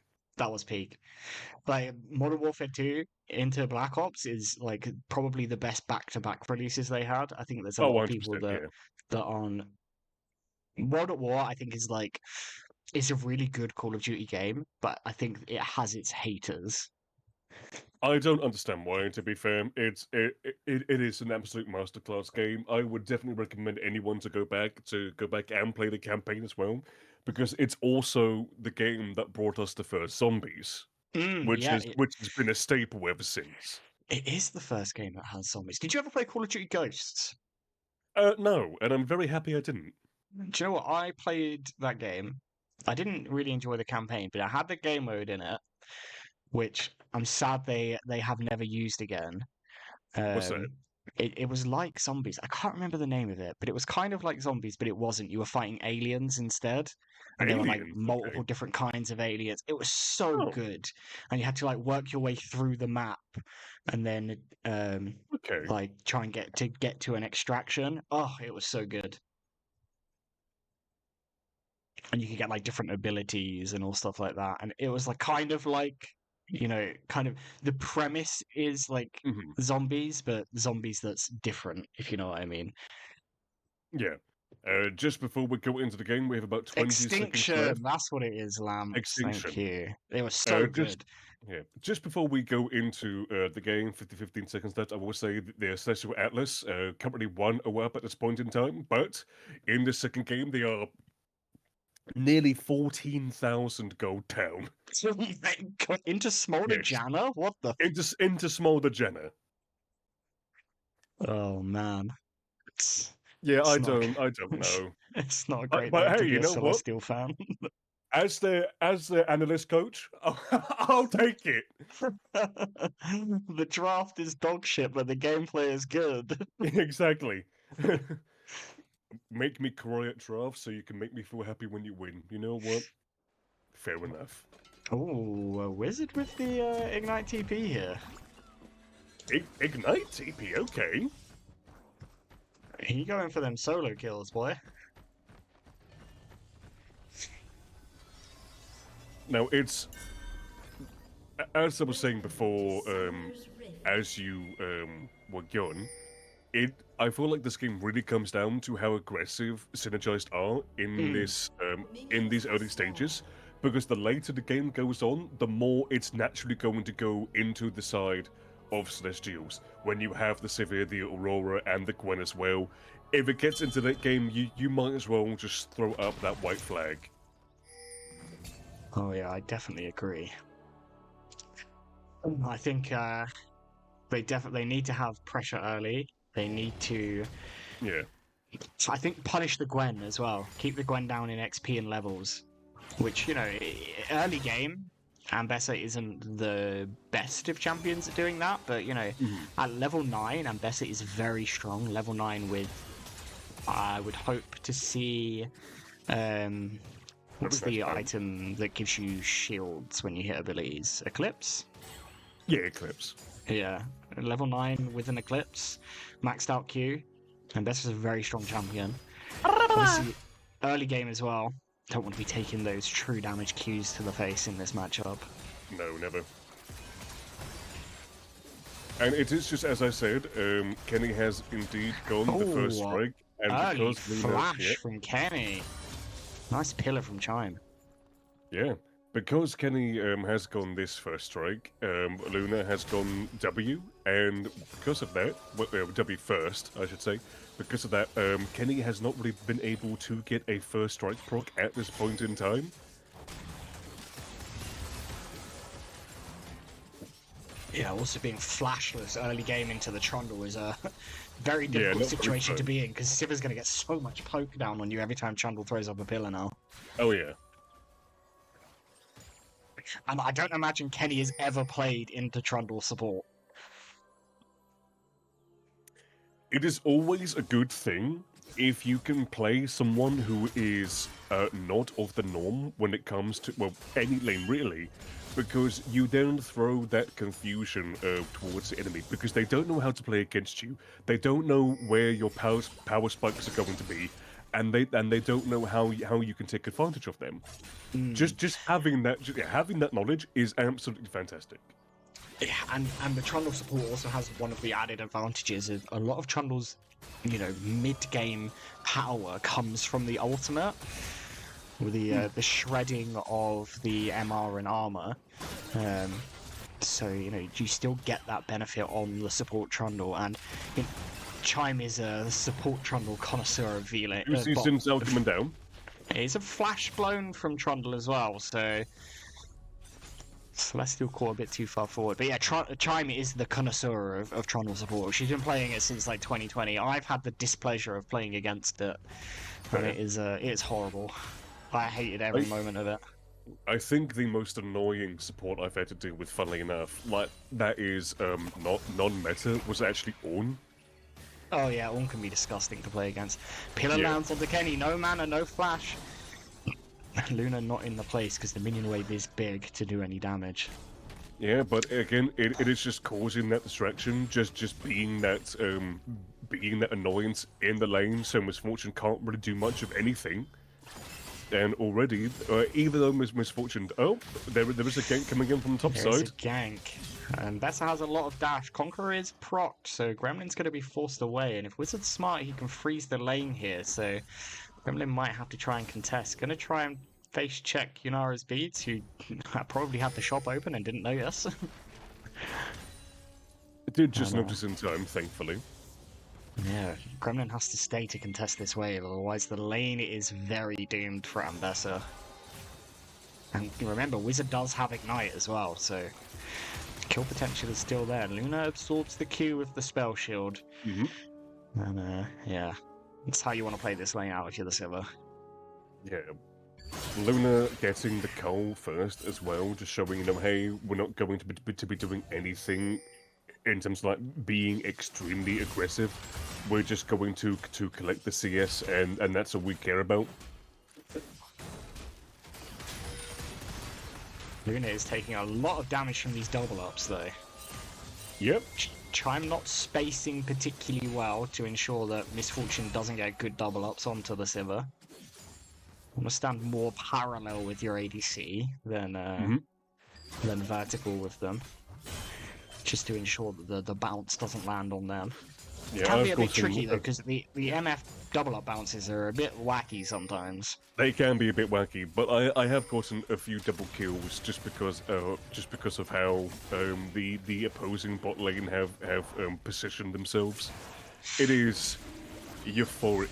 It's a euphoric feeling getting a double kill with one double tap. It's fantastic.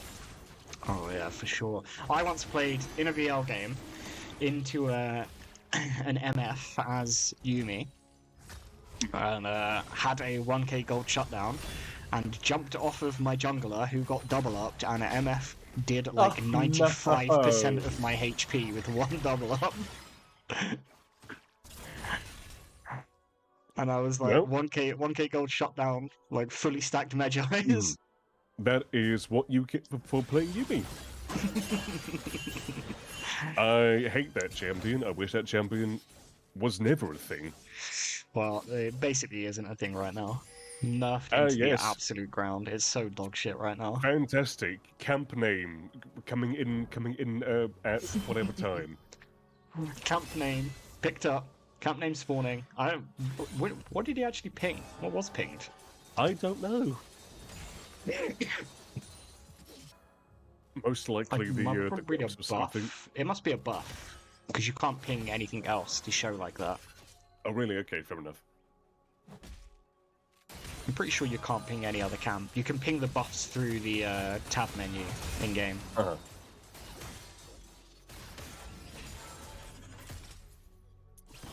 Very quiet game, which you would say probably favors the side of Celestial Fenrir. 100%.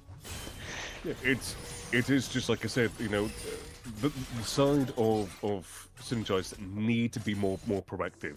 If things stay the way they are, they're just going to lose this game.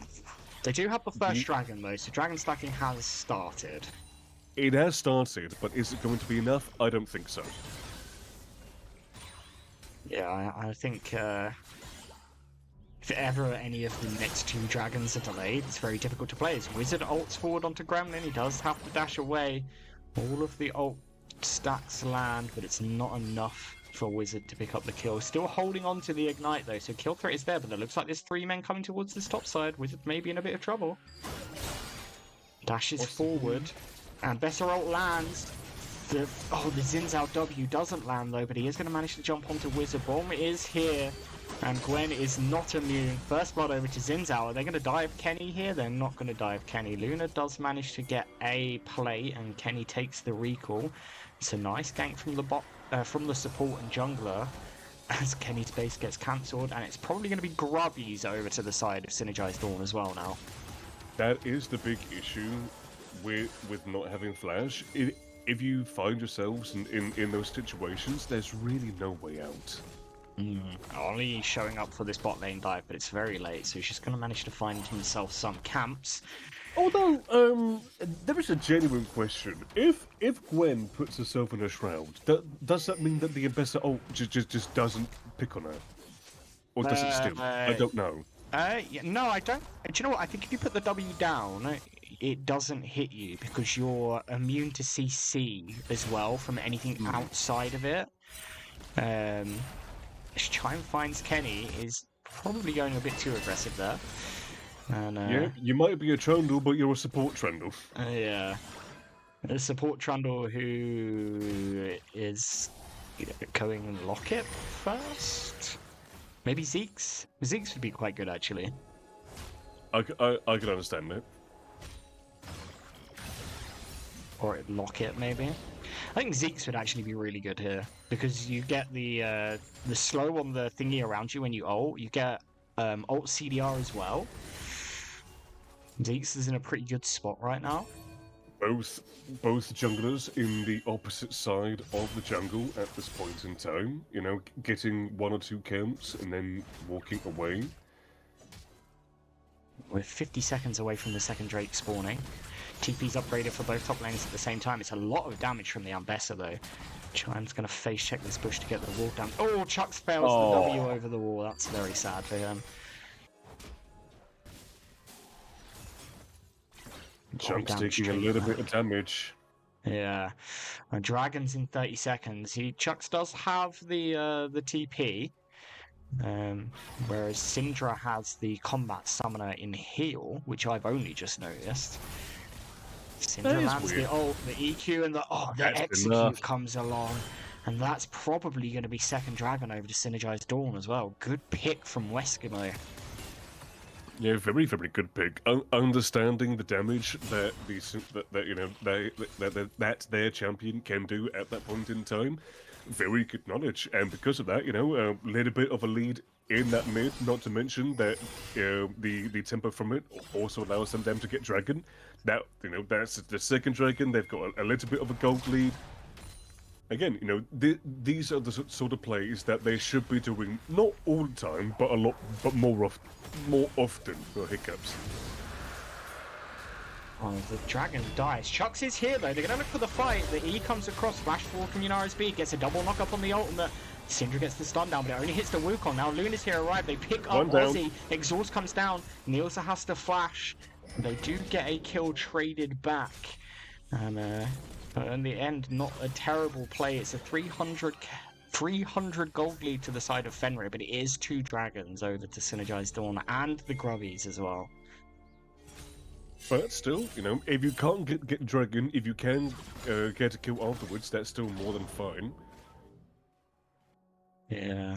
Chucks, I realized, by the way, tried to dodge the Syndra stun with his W when he had flash up, which was a bit terrible, as Yunara's B comes up here to help Wizard push the lane in, but it may be a bit of trouble because Nielsa here's too. Wizard has to pop the ultimate.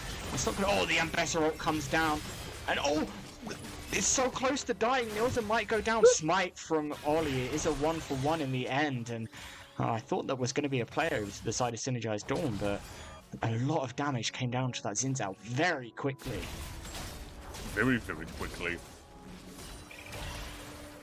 Chucks is in trouble again, and the E comes down on this bot lane. Lots of damage over to Luna, does spell shield the Braum Q. Yeah, misfortune early on. Definitely one of the, well, I wouldn't say better ADCs. She's better than certain champions, but she still can be bullied herself. It all just comes down to how patient you can be when it comes to using your Q, if you can get it off quite a bit or not. Luna just standing still. No, okay. I think Luna's lagging. She's yeah, that still. definitely looked like it. Gets hit by the Q and then spell shields. Which is a bit unfortunate. And I mean, yeah, this bot lane matchup as well. I think if you're Sivir, most Sivir lanes, you kind of just want to farm. You want to farm till like 3 items. You don't ever want to fight. You don't want to interact. Lots of damage from the Ambessa onto this Gwen now. This is a good spot for Ambessa with the Eclipse and level 11. I'm trying to think about what ADCs Sivir can actually do well against, and there isn't much. In lane? I don't think so. Or do you mean in general in the game? In lane, I'm talking about. Yeah, I mean in lane you either have a support that can help you get push and keep the enemy under their tower, or you just don't get to play the game. Yeah.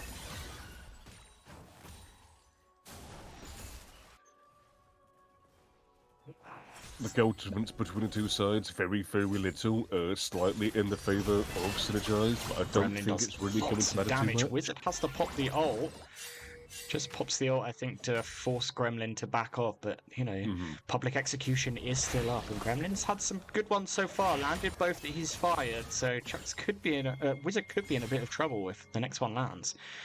And Bessa Ultimate gives you armor penetration with every level that you put into it, so it does help your damage quite a lot. Wizard does stay, gets a bit more of a poke down. Braum is on this top side, but I don't think anything is going to come of it. Wizard just collects the base, and both the top lanes are going to reset. We're 1 minute and 20 seconds away from the next dragon. Yeah, I don't think much is going to happen until that point, unless Chucks just finds himself in a sticky situation like that. Manages to get out, but that is the ultimate out from the Syndra. But Chucks does need to go back, and this could be the first tower, which it definitely is.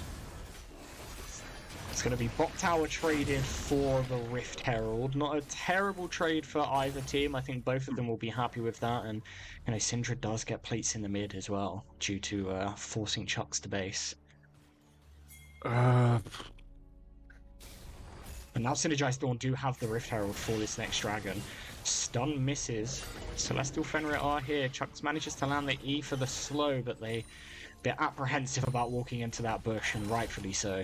Yeah, they don't know where the rest of the Synergize team are, so they're playing it safe for now. And this top side has pretty much been nothing but fighting. Ignite popped, and Besser has to flash. The last tick of the I think ult this is hits. gonna be it. The Eclipse is so big though, it's so much damage. Wizard That's does it. manage to get the kill with the snip in the end. Chime pops the blast cone to get Braum to safety, and top lane is dead. Wizard's going to get some free time on this top tower. Does have the teleport to join his team as well if they want. The Celestial Fenrir are going to start this, and Wizard's going to look for the base. And now we're going for this Drake. If Fenrir get this one, the game is in such a good state for them. And it looks like Synergize Dawn are going to trade it for the mid tower. Rift Herald is popped. And yeah, they're going to trade the mid tower. Chime flash ease onto the Syndra. Very, very confident out of Chime. Stun comes down. It's a big stun, and the NF ult comes through. It's so much damage. They don't manage to get any kills initially in the first blast. In fact, Ozzy dies. Yunara dies, Yunara's bead dies as well. So does Luna on the Sivir, and Celestial Fenrir are going to get absolutely cleaned up. The Syndra MF combo was so good there. Absolutely fantastic. You know, they see Fenrir come in to try and stop them from getting the tower, and they completely turn it around because of a fantastic Syndra stun. Yeah, that was the main key there. Yeah, exactly. Definitely, and just that sheer amount of damage coming in from those two champions is absolutely insane. So not only do they get the tower, they get 4 kills as well. As Wizard seems to be pressing his Gwen ultimate on repeat every single time it comes up. Maybe in a bit of trouble as Xin Zhao is coming onto this top side, but Yunara's speed is up here, so is Chime if they want to look. Caution pings come out and Xin Zhao backs off. And it's Bandle. It's Bandle pipes. First item for the Trundle. I'm pretty sure. To be fair, that he can proc it. Yeah, Trundle actually can proc Bandle pipes with the E very easily. Just like that, yeah. I don't know if we see. Oh, Yunara Speed's in a bit of trouble, but unfortunately Ozzy falls for the clone. Yep. Wukong doing Wukong things. At least with Wukong, you can do more plays like that. Just because. Oh, the stun lands onto the Sivir, but Yunara Speed's here for the counter engage. The NF ult comes through as well. Very well done. Yunara Speed does manage to pick up the Syndra. Gwen is TPing in. It was a shutdown. A kill goes over to Trundle. Luna is still free firing. Chunks picks up a third one. It's another shutdown. The mid tower's going to fall. Niels is in a lot of trouble. Is there another pillar to come out? Are they going to look for this dive? The Q lands from the Aurora. They're not going to try for the dive. They're just going to get some more plating. Yeah, Besser's coming down. And Besser is coming. Public execution is up. No, it misses everybody. They're gonna look to try and chase Chime down, but once the spells come out, that's about it. And top tower dies, mid tower dies, and a bunch of shutdowns. And now all of a sudden it's 800 gold lead for Fenrir, and the game is looking in a good spot. It was starting to look a bit uncomfortable for them with all those deaths after the dragon, but it was a good fight in the mid lane for them. A very, very good fight, especially after the disaster that happened after that dragon as well. You know, coming back in, just showing, hey, that was merely a fluke. We are now going to take back that gold advantage. Thank you very much. And with them being the team that is supposed to be weaker early on, they're showing like some fantastic teamwork to get these kills and to stay even. And to be fair, if you are a late game team being even at this point in time, you might as well be winning. And they stopped the dragon stacking as well when they picked the third one up. And Cloud Drake is kind of insane on Trundle, kind of insane on Sivir, kind of insane on Gwen, kind of insane on Wukong. You know, the only one that doesn't use it super well will be the Aurora, so they do manage to pick up the Cloud Soul. If it does go that long, it is a great soul for them. We will have to wait and see if it does go on that long. I really hope it doesn't, because like I said, I would love to go back to playing my brand new game. Neo 3, right? Yes. Do you know what? I think I have Neo 2 and I've never played it. Is it worth it? Well, to be fair, Neo 2 and Neo 3 are actually very, very different, to be fair. I would definitely recommend playing it just to see how you feel about it, because it is kind of Dark Soulsy.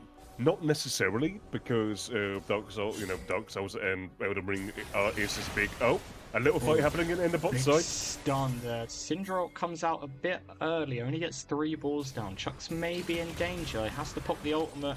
Unstoppable doesn't quite get over that last wall there, but does manage to escape. Well done from Chucks. That's some fun. I will tell you in the in between games. 9 seconds till the next dragon spawns, and we're gonna have another fight here. Top laners do both have TP. Wizard has the pressure, so if Gremlin wants to join, it's a 2-level lead, by the way, in this top side. That is crazy, actually. Although to be fair, you look up. at the CS as well. That's 50 CS in between them. Yeah, doing very well in the CS. Fenrir doing well to force that the shield issue. is way Ozzy too walks early. very far forward. The ult comes out, does land. Oh, it's a big stun onto Luna, and the MF ult comes out as well. The clone gets pulled away, and Celestial Fenrir have to disengage. The dragon is still up. There's still ults for the Trundle and the Wukong. There's some low health bars, but not particularly low. Chucks is still here. Does get a big poke down onto Kenny. Chime walks forward. Oh, the damage coming down onto the Wukong is so much though. And the contest just goes absolutely awry. Way too far forward. Trundle dies off screen and Aurora dies too. And yeah, they're over contesting to try and stop this Drake take. The damage came out was incredible. The Ambassador TP'd in as well off screen that we did not see, and yeah, when your ADC goes down like that, it is a very big question. Can we still fight this? It's a 3v4 that's not in your favor, but you know you had the Braum ult that was used, the MF ult that was used, but the Syndra and the Sincel still have theirs. They didn't even use it. Level 16 acquired on the Gwen. Gwen is doing very well. Does pick up the topside tier 2 whilst all of that's going on. Wizard yet to join the team. Maybe this is what they have planned for. Maybe this is the way they want to play these fights. I think eventually he does need to start joining. He will need to, yes. Particularly for the next dragon. They don't want to give the soul over because there are some decent soul users for the side of Synergize Dawn here. Xin uses the soul very well, and Besser uses the soul quite well. So not one that you particularly want to give up. And you don't want to get to the Elder that early as well when you're playing this Celestial Fenrir comp. Although it does seem like Synergized are going to be prioritizing this Baron, most likely going to get some wards around it, ensure that they have that tempo for it, but again, we will have to wait and see. Honestly, Baron, super fake objective right now. Yeah. It kind of is. Like, Celestials really need to wait for Severe to get the 3rd, possibly even the 4th item at this point in time, and then just play the fights very, very patiently, because if the Severe does get hit by that Syndra stun, as you saw in that last fight, she is just completely out of that fight. MF has been walking backwards and forwards in the spot side jungle, by the way, for about 10 seconds. Finally, Obsta goes. Celestial are on the Baron. This is very risky. And they are. It is indeed very, very risky.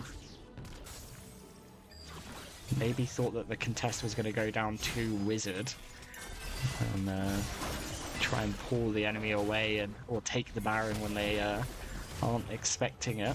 Ozzy's going to take some damage from the Baron to clear that control ward. This Chime just places another in the back of the pit, but Kenny's in the bot lane now. Wizard doesn't have the W, tries to pick up the Ambessa. It's the tower shot, and it's a killing spree over to the MF, and now Chime is way too far forward. Does manage to get the E down to slow the Syndra, but Xin Zhao's going to jump over. Braum ult comes down, and Syndra ult comes down. Maybe a bit unnecessary to use both there, as I do think the Trundle was dead.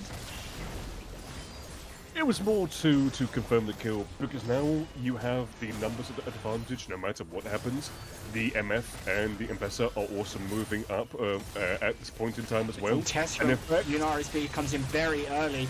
Public execution lands onto Luna, and the damage from the MFO is so much. And that's going to be the Baron going down. It's not going to be the end of the game, but because Baron's a fake objective. But Synergize Dawn are playing these oversteps from Celestial Fenrir so well, just turning and picking them every single time. Synergized are doing exactly what they needed to do from the start. You know, pick off the team of Celestials one by one. Force Celestials to either like you know put them in these what is the word? I don't remember the word. Either way, forcing Celestials into these options that are both bad for them. Either give up the objective, or hey, come try and contest us. Either way, we have the advantage. We're going to kill you and take the objective anyway. Yeah, honestly, you know, Chime gets caught again. The stun comes out, and the ult comes down as well, and it's been the same story for Chime in both games. Way too often, the side of Celestials have walked into areas where they do not have vision, and because of that, they have been severely punished in both games, like you mentioned. And if they keep this up, honestly, I don't see a way for them to come back into this game. Oh, lots of damage onto this Ambessa. Third ult comes through and it's a shutdown onto Gwen. Dragon spawns in 30 seconds. Ambessa is not going to be alive for it. Chime is up now, so there is a man advantage for this next dragon. You know, walks in here. Now the big question is: do you keep that pressure on the top lane with the Gwen, or do you tell the Gwen, hey, we need you down over here for this dragon? Can you please come use the TP or whatever else? And they even see the Syndra on the bottom as well, so they're going to go in. Chime walks very far forward. Kenny's trying to reposition to get a good ult. The ult isn't that great, only gets the Wukong clone. Chucks is going to go to the backline, walks into his own ultimate without turning it off. Wizard has arrived with the TP though, and they're going to chase them down. Kenny has to flash. Ozzy just flashes to get away, barely. Lands the W, but the pullback on the Q from Chucks is going to be enough. Syndra has arrived, stuns the Wukong clone. Gwen is trying. Luna is taking a lot of damage. They find Kenny, shut down for Chucks. And the turnaround from the side of Celestial was great. The MF ult just wasn't in the right spot. It really was not, no, but this is the big issue when you don't have that Syndra with you. There really is not anyone who can really put down enough CC to be able to allow this misfortune to use her ultimate effectively.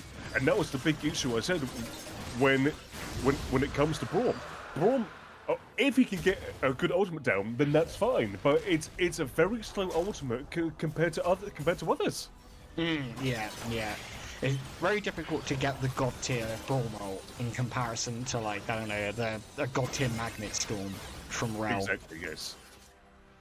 Or even just a very easy Leona ultimate. I forget what that one's called.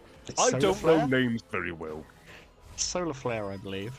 Solar Flare. Oh, the Dragon Ball move. Okay. Yeah. Tien's move, right? No, it's Krillin. Is it Krillin? I swear Solar Flare is Tien's move from OG Dragon Ball. Any OG Dragon Ball fans in the chat want to correct us? Krillin definitely uses it. Krillin definitely uses it in Z against Frieza. I think Krillin uses it the most. The move I know from Tien isn't it that like tri attack or whatever it's called. Tri-beam, Kiko. Tri-beam, landed onto Luna, by the way. Half health with one double up. That is disgusting damage. Wizard does find the Ambessa. The ult lands. The light comes down. Again? It's going to be enough. Wizard finds the Ambessa, and we're at that stage of the game where Ambessa cannot contest the Gwen. Dusk and Dawn, Riftmaker, Nash's Tooth, and it looks like he's going to go for... Sorry. Somebody just followed and I think I got Luna's reaction. Oh, really? It just sounded like probably what the sound Luna was making after getting hit by that double up. Wouldn't surprise me, to be fair. I don't actually know what the sound is. Hold on. Do you have soundboards on Discord? I'll play it for you. Yeah, I do, yeah. There you go. Yep, I agree. Probably the sound Luna made whilst being hit by that double up. The Celestial Fenrir get the push onto the mid tier 3. Dash forward. Luna Oh, gets that's another caught one. again. And the MF ult's pretty good this time. Chucks goes way too far with the ultimate, and the kite back is going to have to be really good for Celestial. Wizard tries to find it. Public Execution comes down onto him. He's going to get stunned again. Yuna's Beam's going to look for it. Hits the ultimate. Kenny survives. He does. He He doesn't walks die. away. That could be the game. He just walks away from actually killing the misfortune. I feel like if he actually stays near the misfortune when he's using that ultimate, that should have been enough. But he just walks away. Oh my god. The dive just goes completely wrong. Luna keeps getting picked. Synergize Dawn keep finding Luna both games now. Triumph's going to try and buy a bit of time. Chucks and Luna are back up, so maybe it's just going to be this inhib tower. It's not even going to be the inhib tower, so not the end of the world for the side of Celestial Fenrir, but it is a 5k gold lead for Synergize Dawn. I don't know why you would even try and risk doing that. Sure, I understand you have the numbers advantage, but you are in a position where Synergized are completely... Oh! Disconnect. Alright, real quick, because Ice wants to hear the sound again, whilst we're in a go for pause.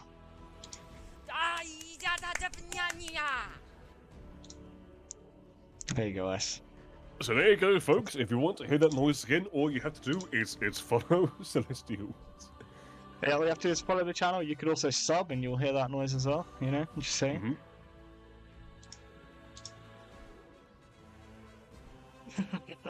Yeah, no, but just looking back on that play, you know, as I said, you have the numbers advantage, which is always good, but you need to try and find other ways to use that advantage, because you are simply walking into the enemy team that still have the best ways to get onto you.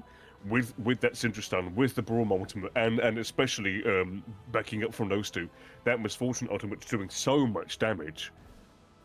Yeah, I mean, the dive just is too high-fee. They really could have just played the map, I think. Once the defense happened and the wave is cleared, I don't think they need to go any further. Obviously, Luna gets hit by a very nice stun from the Syndra. And Weskimo has been on point with the stuns this game, as we get the pause after the pause. Yes.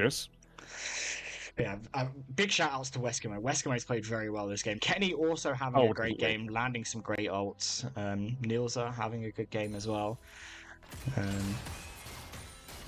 The game is very close and very tense. Baron is up and ready to take. It'll be the second one of the game, as all of Celestial Fenrir are back alive. And Drake as well, up in 1 minute 15. So if you're Celestial Fenrir, now you need to make the decision. Are we taking Baron or are we denying Drake Soul when it comes up?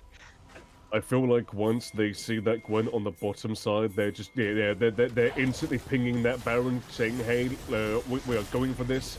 We are going to try and take this as quickly as possible." Gwen needs TP like right now.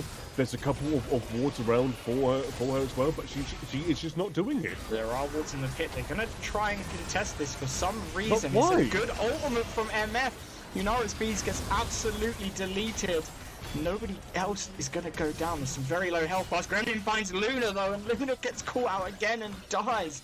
Wizard does manage to get the inhib, and why are they contesting with just 4 people into the 4v5? And now Wizard's going to get caught out as well, and he's going to go down.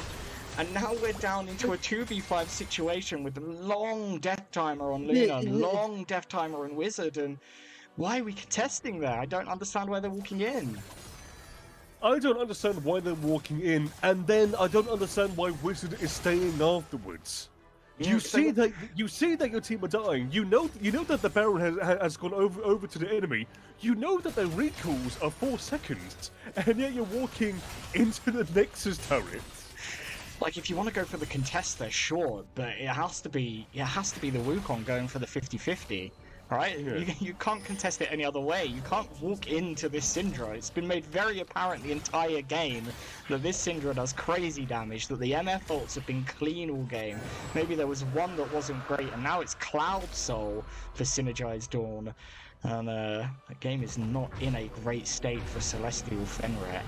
8k gold, or 7.5k gold down now, 33 minutes in, and you know, we're at a point where This gold does matter, the items. You know, MF is Oh, it does. very close to 7 items, and Sivir is only on 4.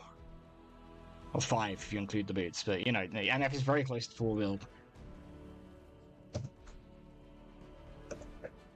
Yeah, and near 3,000 gold difference between the ADCs alone.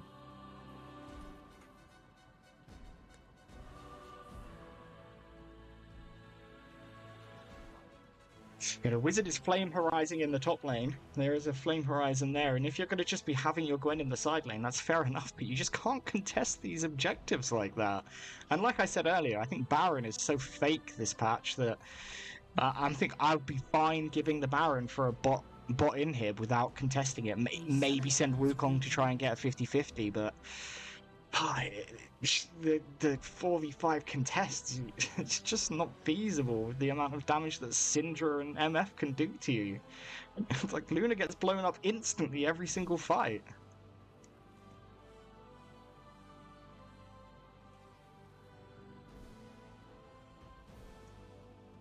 And now the game's in a difficult spot for Fenrir. A very, very difficult spot. And even though we have said that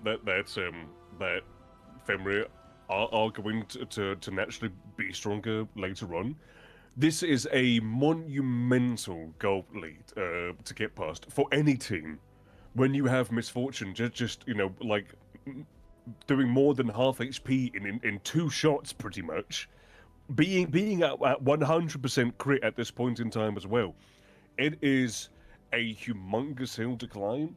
And honestly, if Fenrir keep on playing the way they are, then this is we're most likely going to see the end of the game in the next 4 minutes. Yeah, and I definitely agree with you.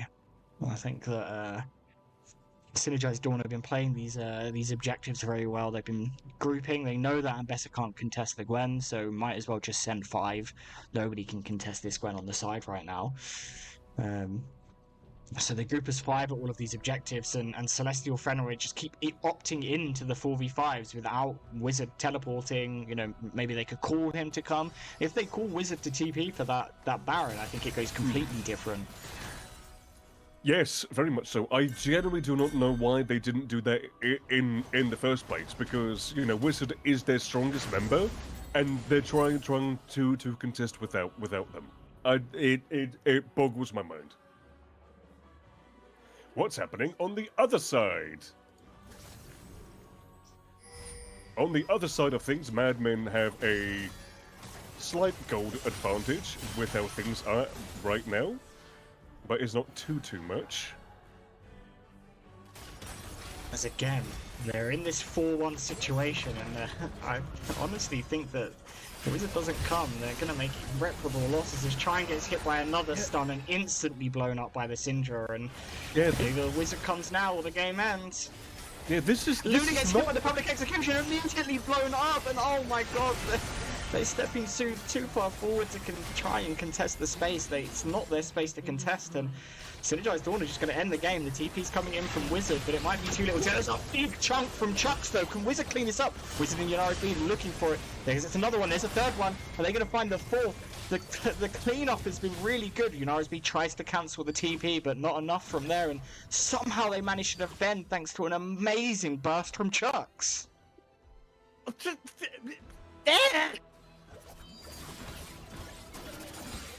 could have been doing this all game.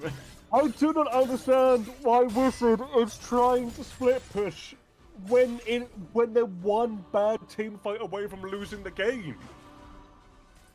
If it He wasn't needs for to be Chucks, with his team at this point in time. Could you imagine if he was with his team at the start of that, the amount of damage that he was putting down? Yeah, honestly, some very we said it after the first game, they just seem so desynced. They don't seem like they're on the same page. I'm not, 100% sure.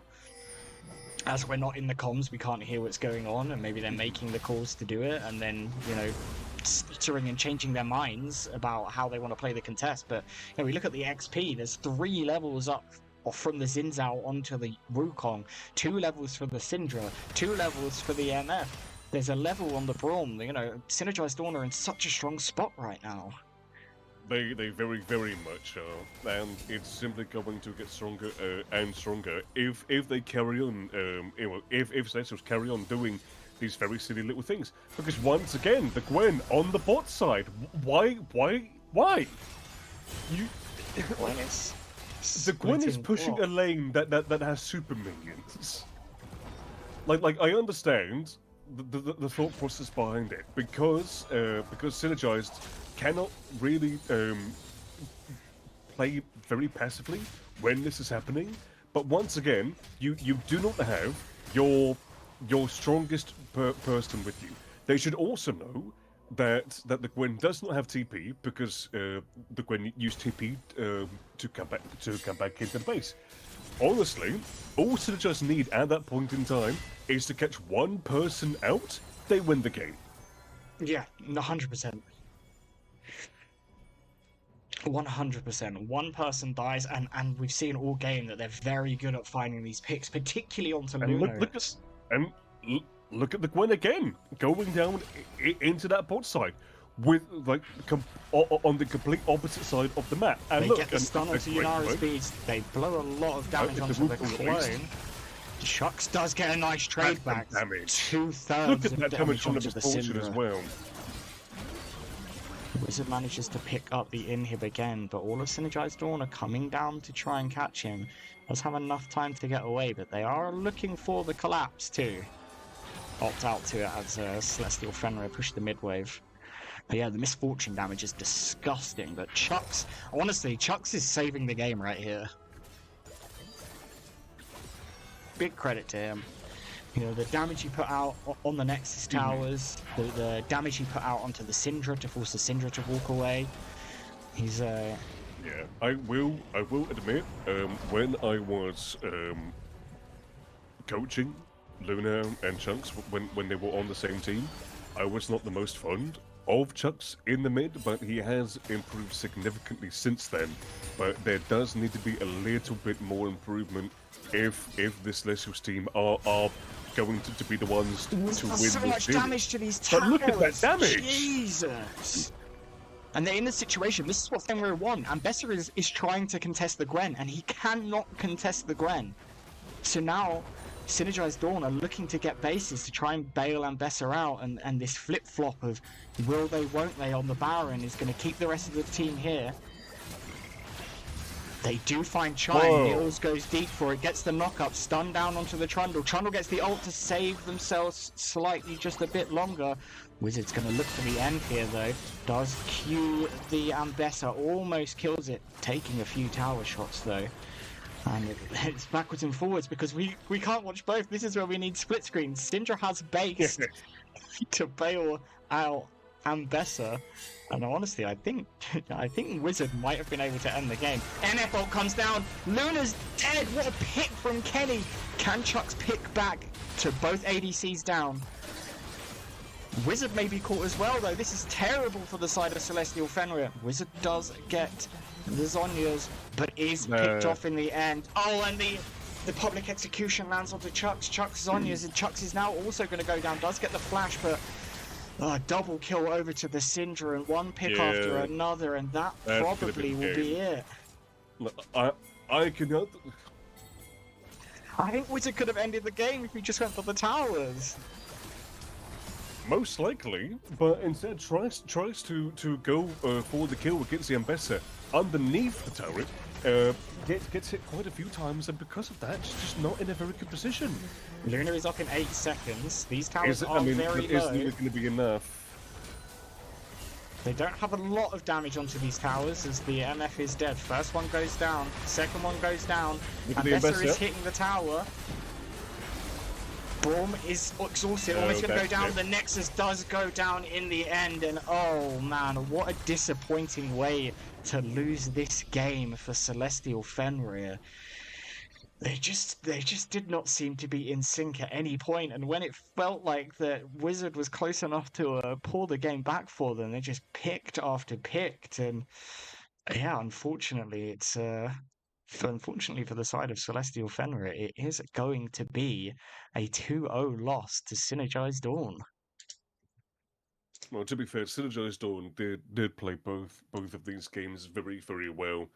And like there was definitely a time in the first game where Celestials could have very easily taken that tempo to win, but it was just mistake after mistake after mistake, and because of that, Synergized were able to get themselves composed once again, able to get enough items and enough gold to be able to just win the next few team fights, and yeah, Bob's your uncle.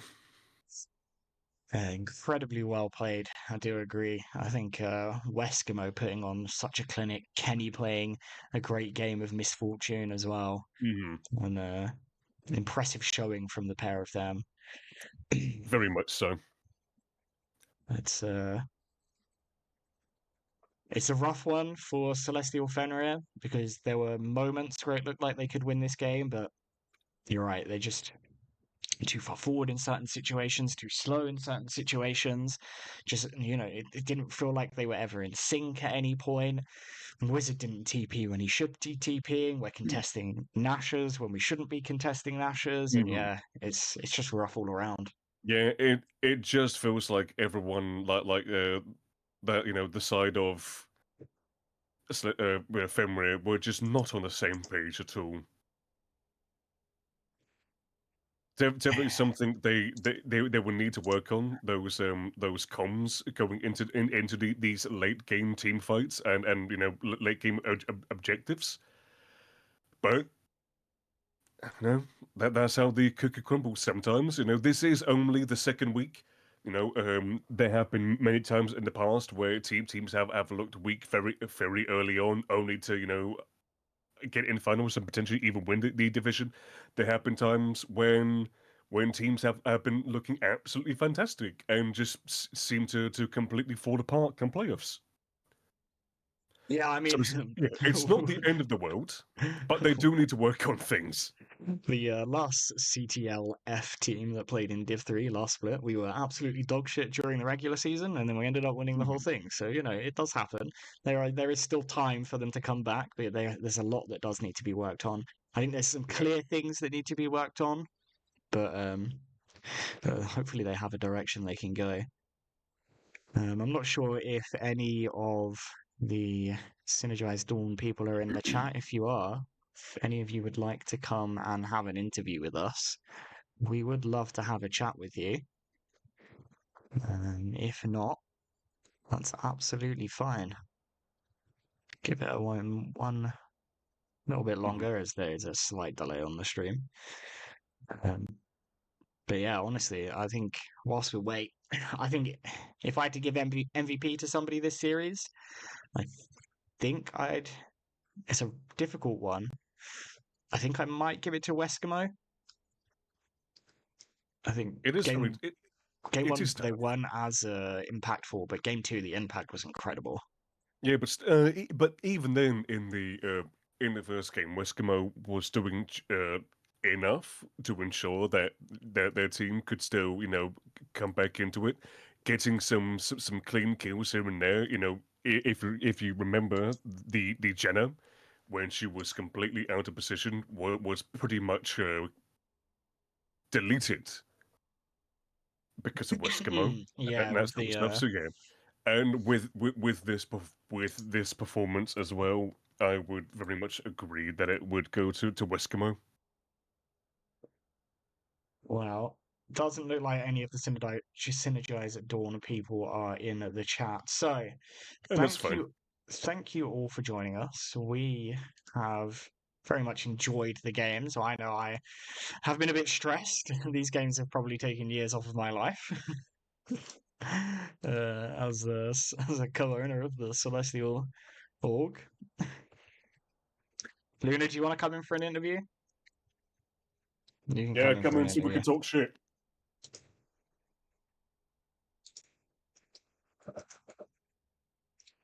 Jump in, Luna. Let's have a little chat about that game. Boo! Hello. Hello, Luna. Unfortunate loss coming in. It was a very close game one. Felt like you definitely had the advantages in game one, and even in this game too, there were moments where you were definitely ahead, and Synergize Dawn just turned the game around on you. How are you feeling after the series? We were a better team than this. Just not on the day. Just ultimately what it comes down to, right?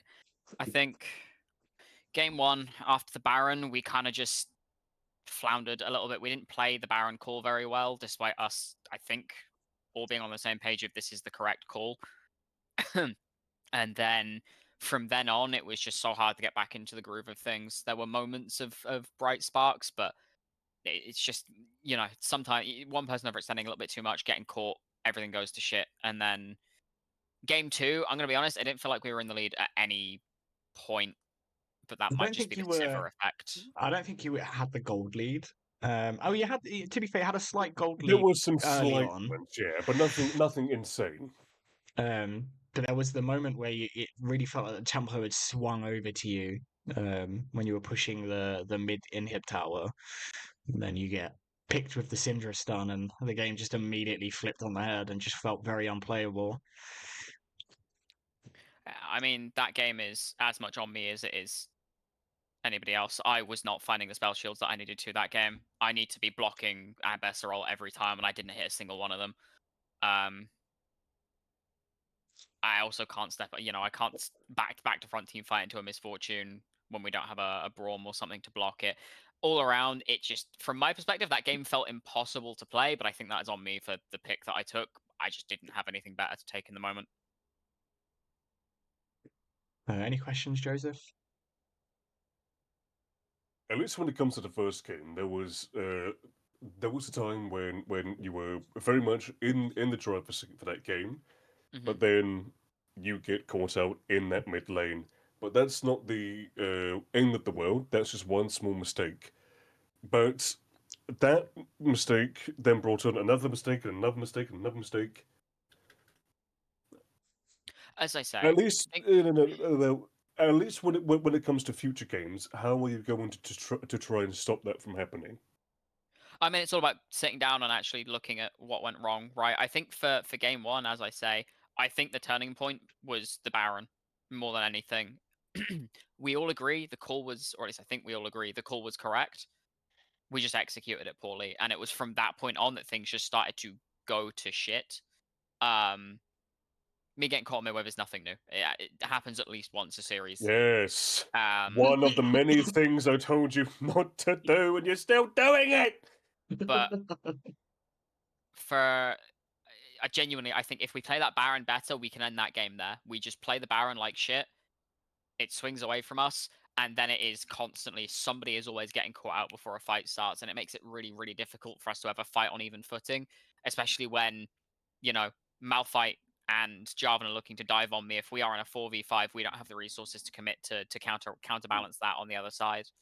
I think everybody did their best. I just think Synergize with the better team on the day, and we need to sit down, figure out exactly what the fuck's going wrong, and be ready for next week against shit, who is it? It's Vortex. It's our last week before midpoint of the season. We have a bye week in week 4, so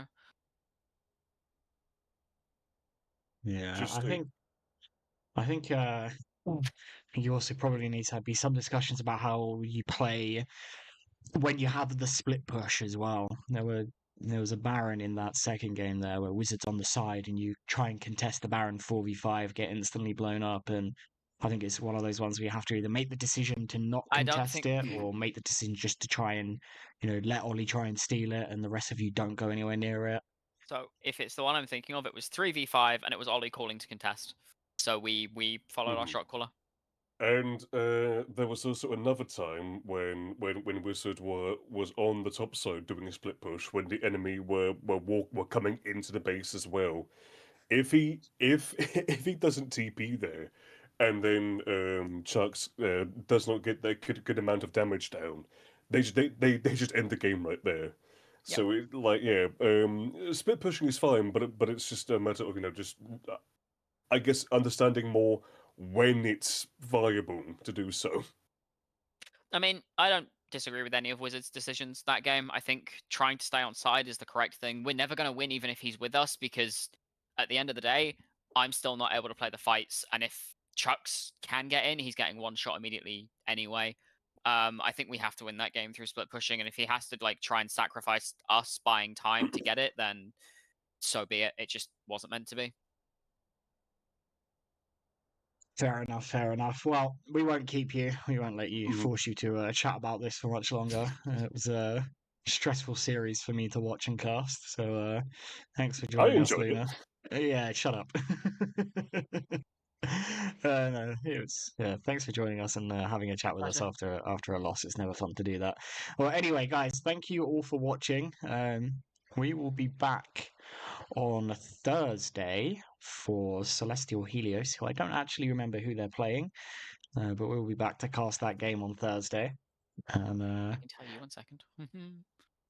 Also, just as a quick update, Mad Men currently have about a 8,000 or so gold lead oh in the god, third game. Let's go, Mad!